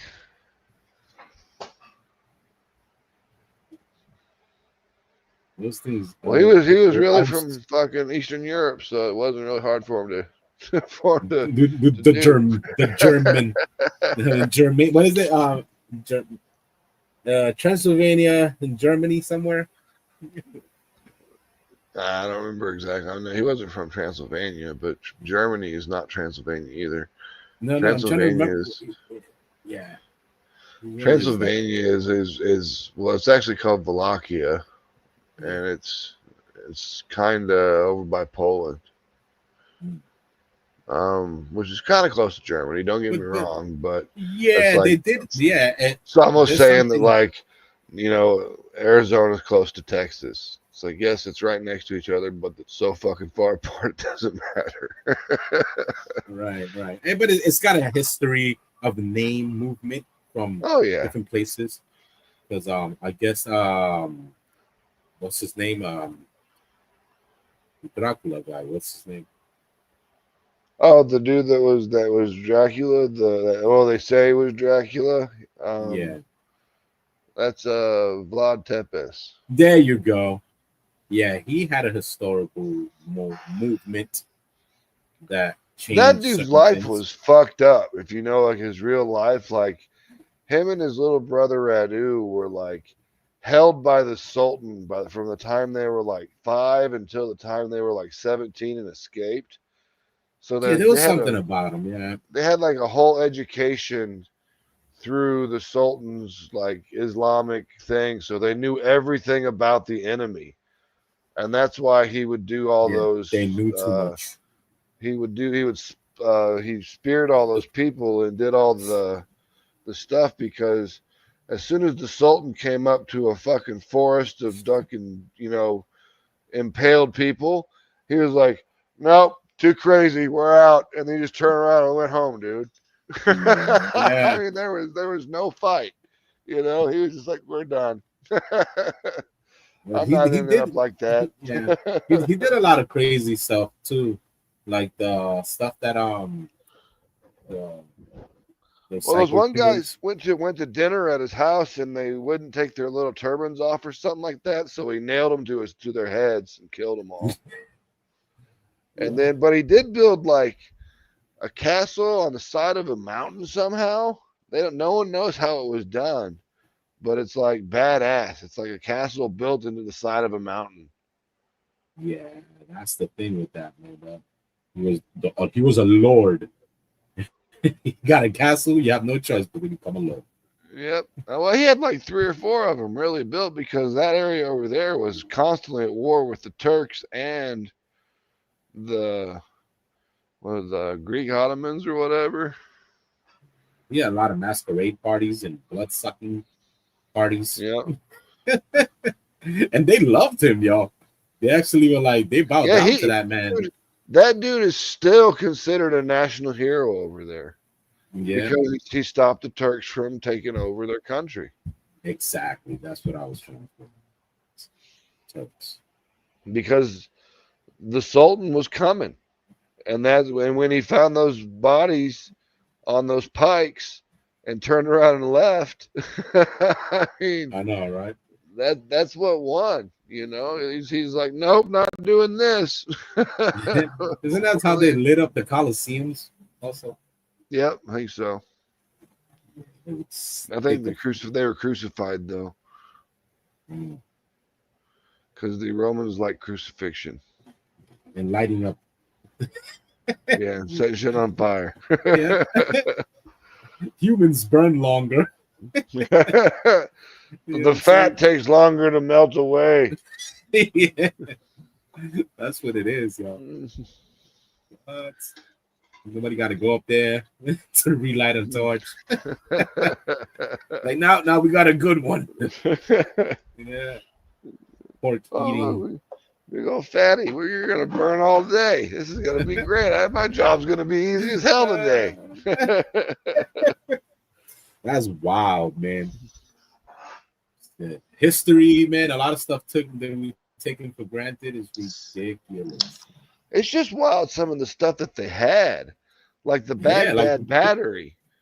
I mean, when you think about it, the Baghdad battery, I mean, it's not powerful enough to really run anything. So they think it can be replicated. Yeah. To make it larger. They were thinking that it was mostly probably used for medical purposes. You know, kind of like how we use TENS units today. Like a little jump start. Well, it was like TENS units today. You know, you like run, your feet are tired or sore, and you rub this shit on this electrical charge on your feet, and it relaxes the muscles, and you feel better. You know, something like that. Now they don't know if they were smart enough to connect 50 of them together. I'm sure somebody did. You know, make somebody a light bulb. Must have figured that out. They're like, we need more energy. You know, they figured out to kill people or start doing techno music in the fucking Pharaoh's tomb. Right. What do you think they had them glow in the dark paints? Something's going down. Yeah.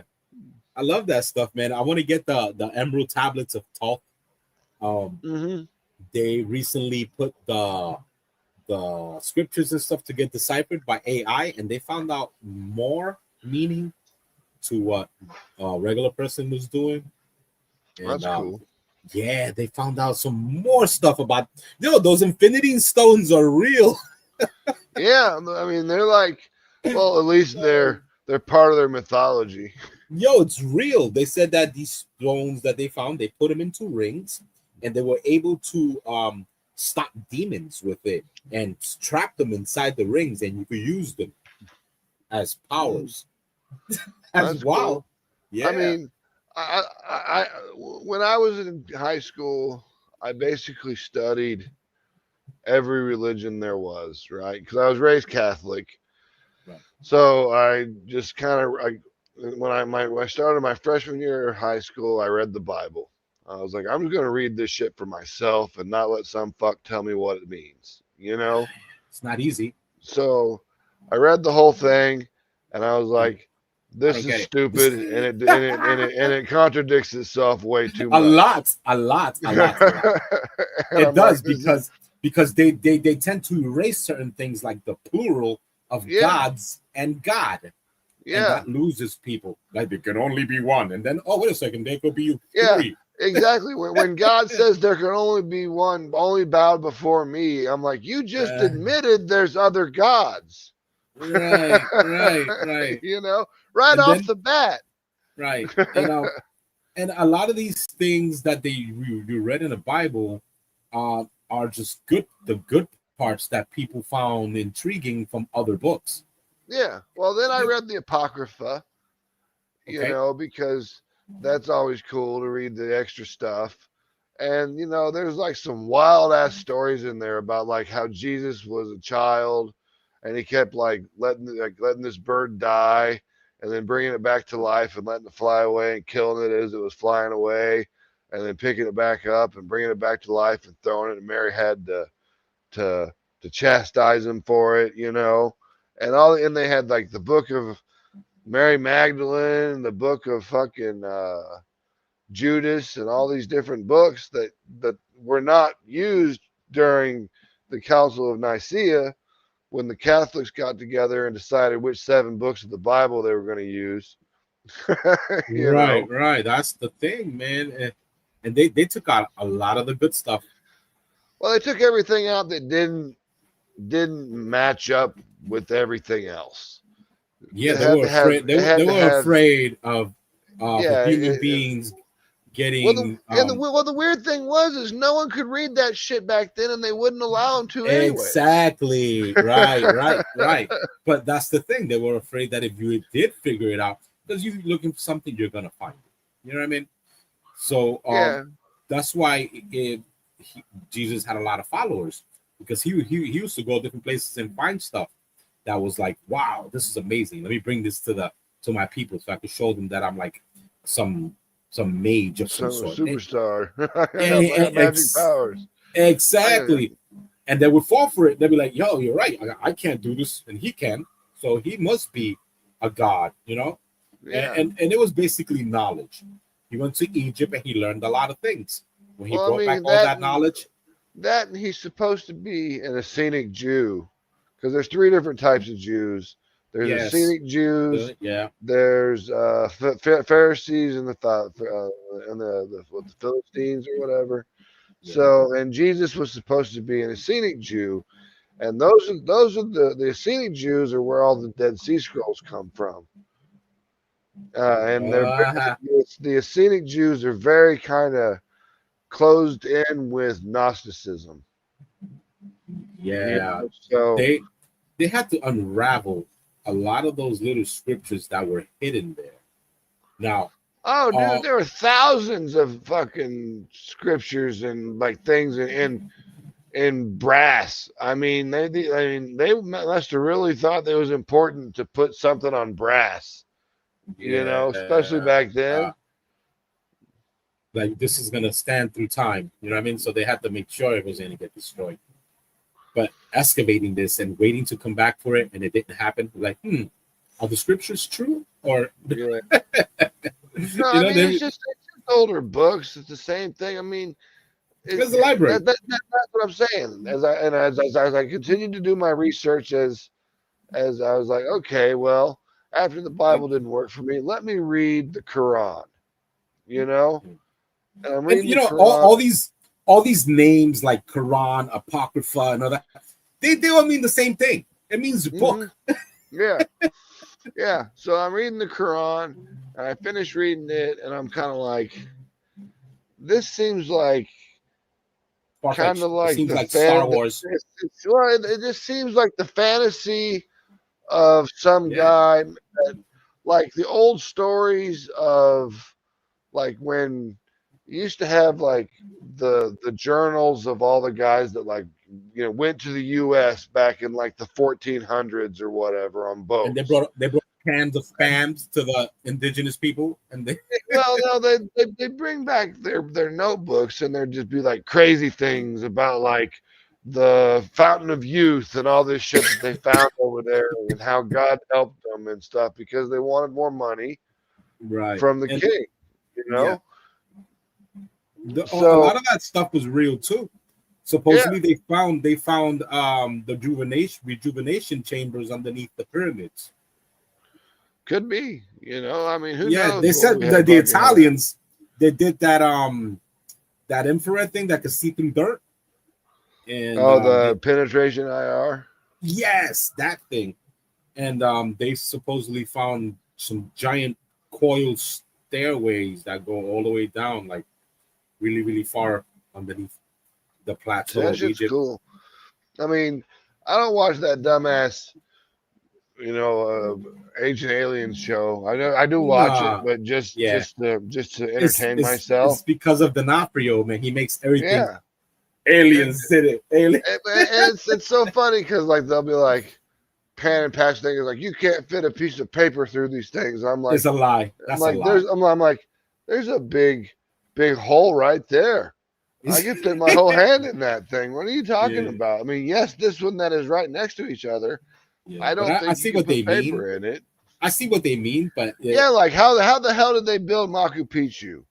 I mean, how did they drag all that shit up that hill?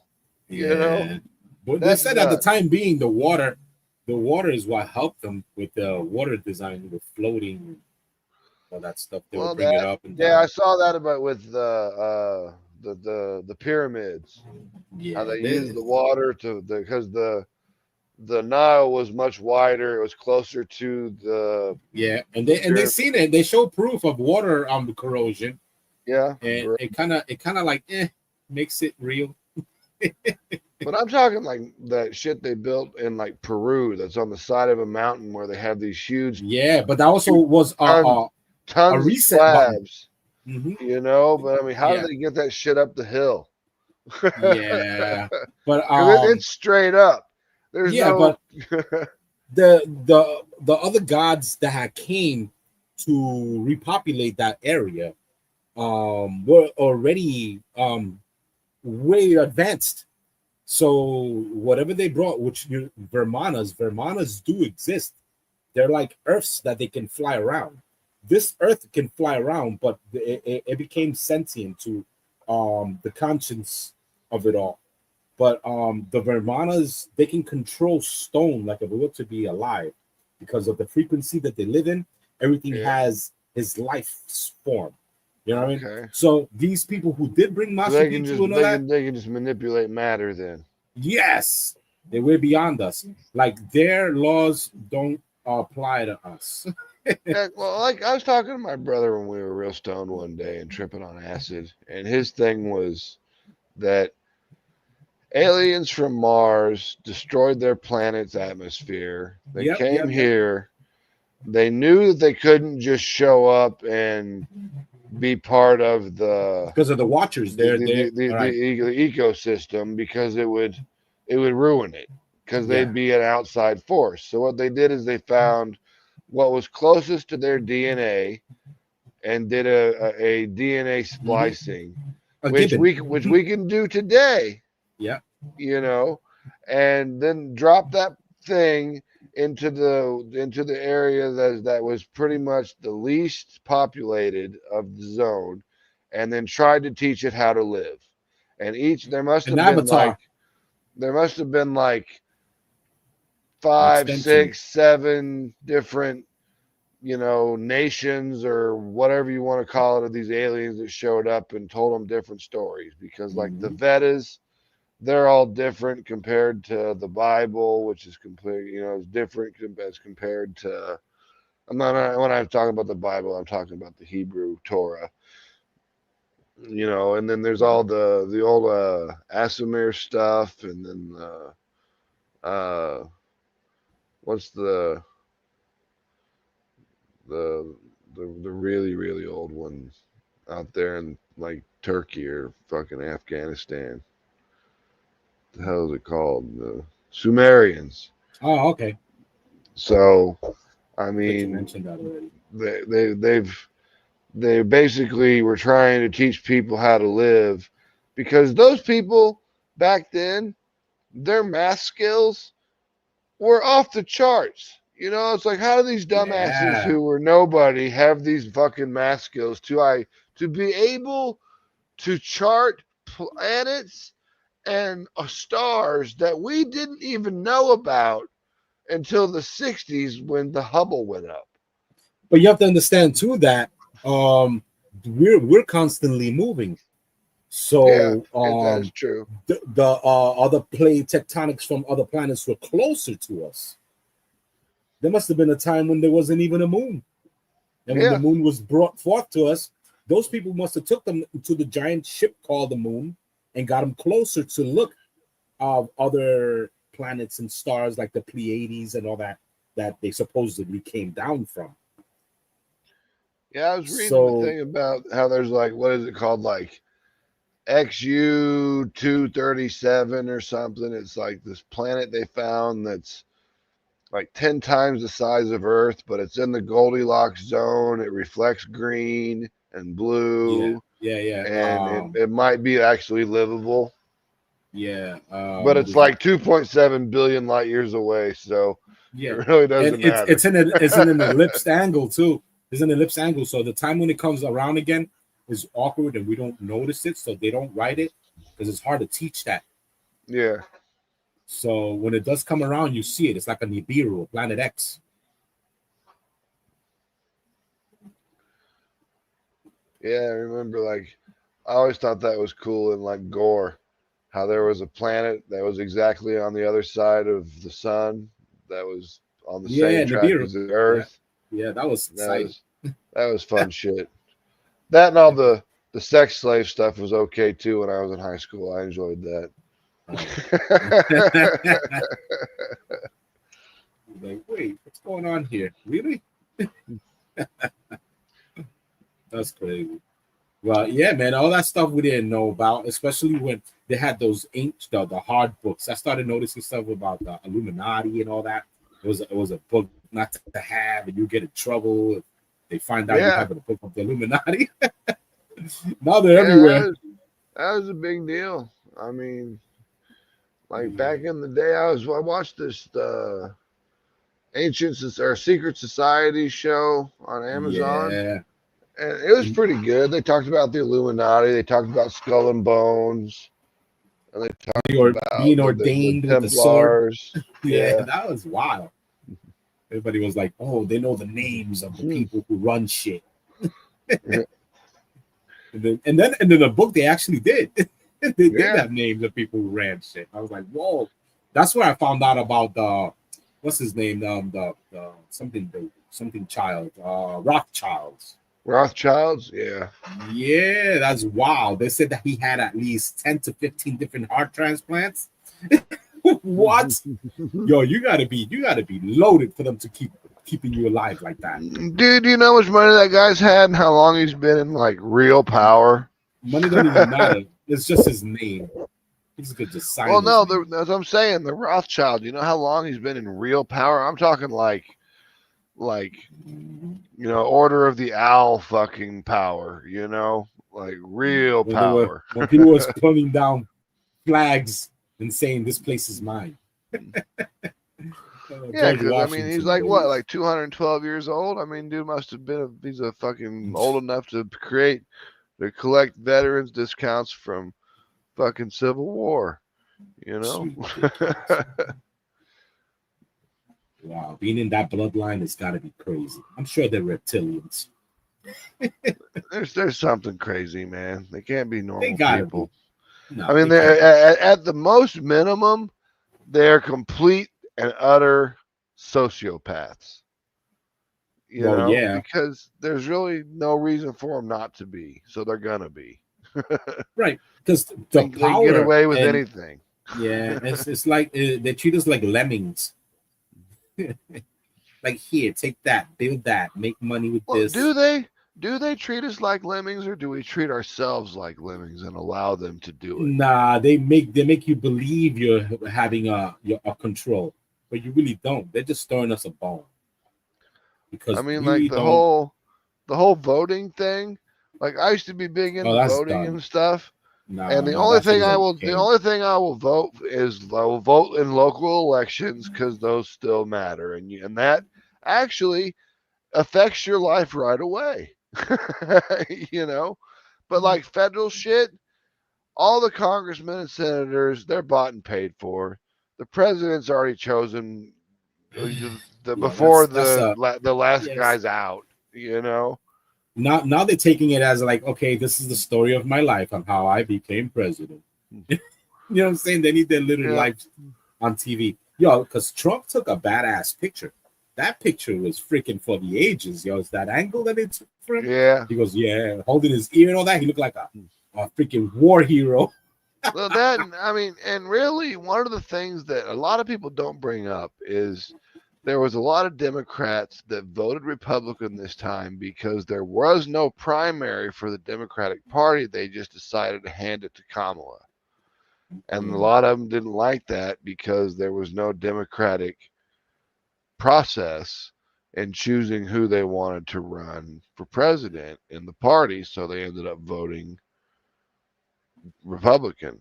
That's why they won all the swing states and won the popular vote. You don't win the popular vote without flipping some Democrats. You just don't. Yeah, like whatever. But they all do the same shit, man. They all chill with each other. Oh yeah, that's what I was telling everyone. I'm like, all these people are at a parties drinking Chardonnay or Chabolet, fucking champagne, $4,000 a bottle, laughing about it together while they're robbing you. Yeah. Basically. They're like, oh, that was good when you got me on Fox News today. That was real nice. Let's go do some cocaine in the executive bathroom. Yeah. Yeah. That's why a lot of them got caught later. You know what I'm saying? And they're like, look, we're humans too. You know, the we thing do that fucked sucks up about shit. politicians and stuff is that anytime any one of those motherfuckers gets caught, they just get fired. And then they end up with some lobbyist job making $200,000 a year anyways. Right. And then they make their so little no one ever goes to jail. And they try to start it up again, you know, by making these little gangs and stuff. Yeah, non-governmental organizations and all that shit. Yes. And it works. It freaking works until they get Yeah, well, built up they again. know all the people to talk to get the grants, you know, because they've been working in the government. They know the little ins and outs. It's like everyone kept saying, like, I mean, for the longest time, I was like, the Clinton Foundation is a pay-for-play scheme. That's all it is. And no one believed me, and they're like, no, it's for AIDS helping in Haiti. And I'm like, ask those people ask those people in Haiti, because they've done it, and the people in Haiti are like, we haven't seen shit, you know. Yeah, so just all it was a way for other countries and people that wanted shit done to donate to the Clinton Foundation, and then they got it done, because as soon as Hillary Clinton was no longer Secretary of State and had no presidential aspirations or even possibility, they shut that shit down. Done. You know, I mean, if you're people are not giving a shit. Next, you're telling me that now that you have no political power, your AIDS Foundation that should have billions of dollars is just going to get shut down. Yep. Well, we worked so hard on this. No, you didn't. They shut them down. I mean, the whole system is just fucked. You know, that's why that's the thing. Yeah, I just don't care anymore, because I used to care so much all the time. I watched the news, read everything, stayed up to date, and all it did was make me angry and bitter. You know, and like, you know, there's that ignorance is bliss, kind of true. You know, there's nothing I can do about any of this shit they're doing federally. There's nothing I can do about it. No. You know, so just ride that wave. Right. They're just gonna keep playing with it and playing with it. I mean, that's just why I said locally. They sweep it under the rug. Once it's like, oh, that's it, done. That's what I'm saying. Locally, vote locally, because that changes your life right away. You know, and it's actually someone might actually win that you want to win. You know, because it's a local election. But this federal shit, I mean, it's like everyone always says trickle down economics doesn't work. It's like, what makes you think trickle down politics is going to work either, stupid? Don't worry about what the federal government's doing. Do shit locally.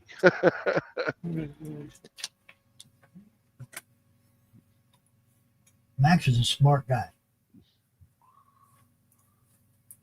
Try to be. If y'all didn't already know that. All right, look, we're on pushing 4 hours. I'm gonna hit it because we got more coming. We got Stephen B tonight. We got Zappo's art stream tonight.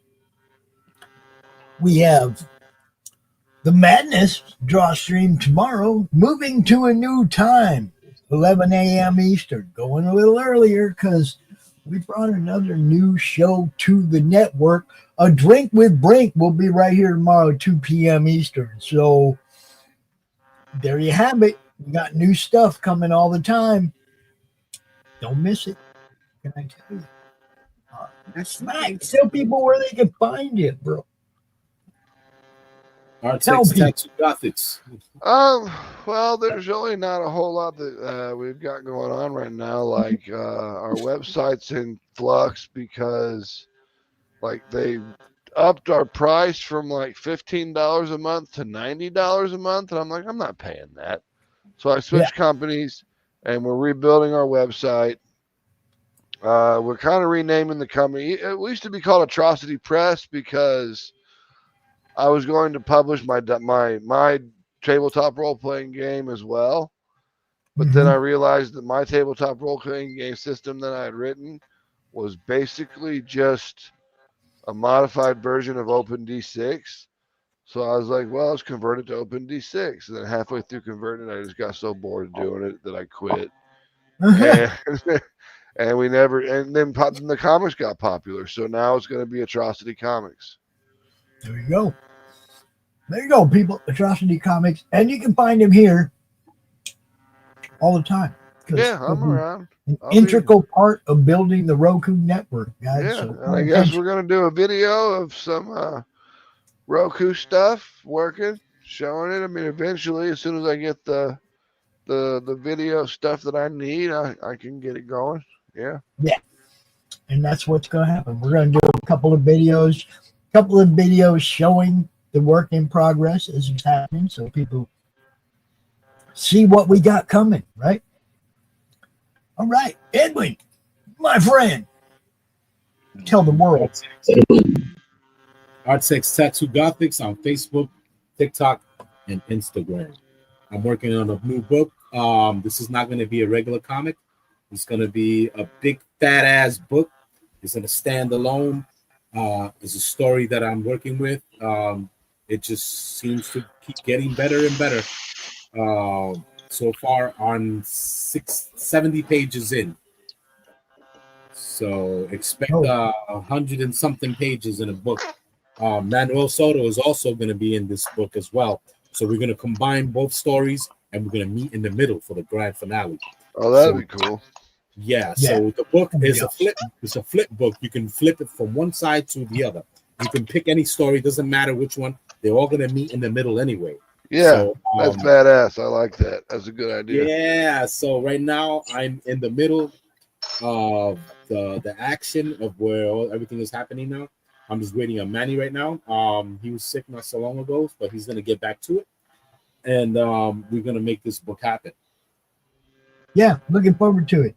For sure. Q, my friend, you know what's up. You can always find us here in the Madness Comic Network on all the platforms you can think of, including Hill, Facebook, and YouTube. Peace. Yeah. So long, everybody. Peace. The Meg.TV, bro, because that's where it's at, yo. That's where it's at, yo.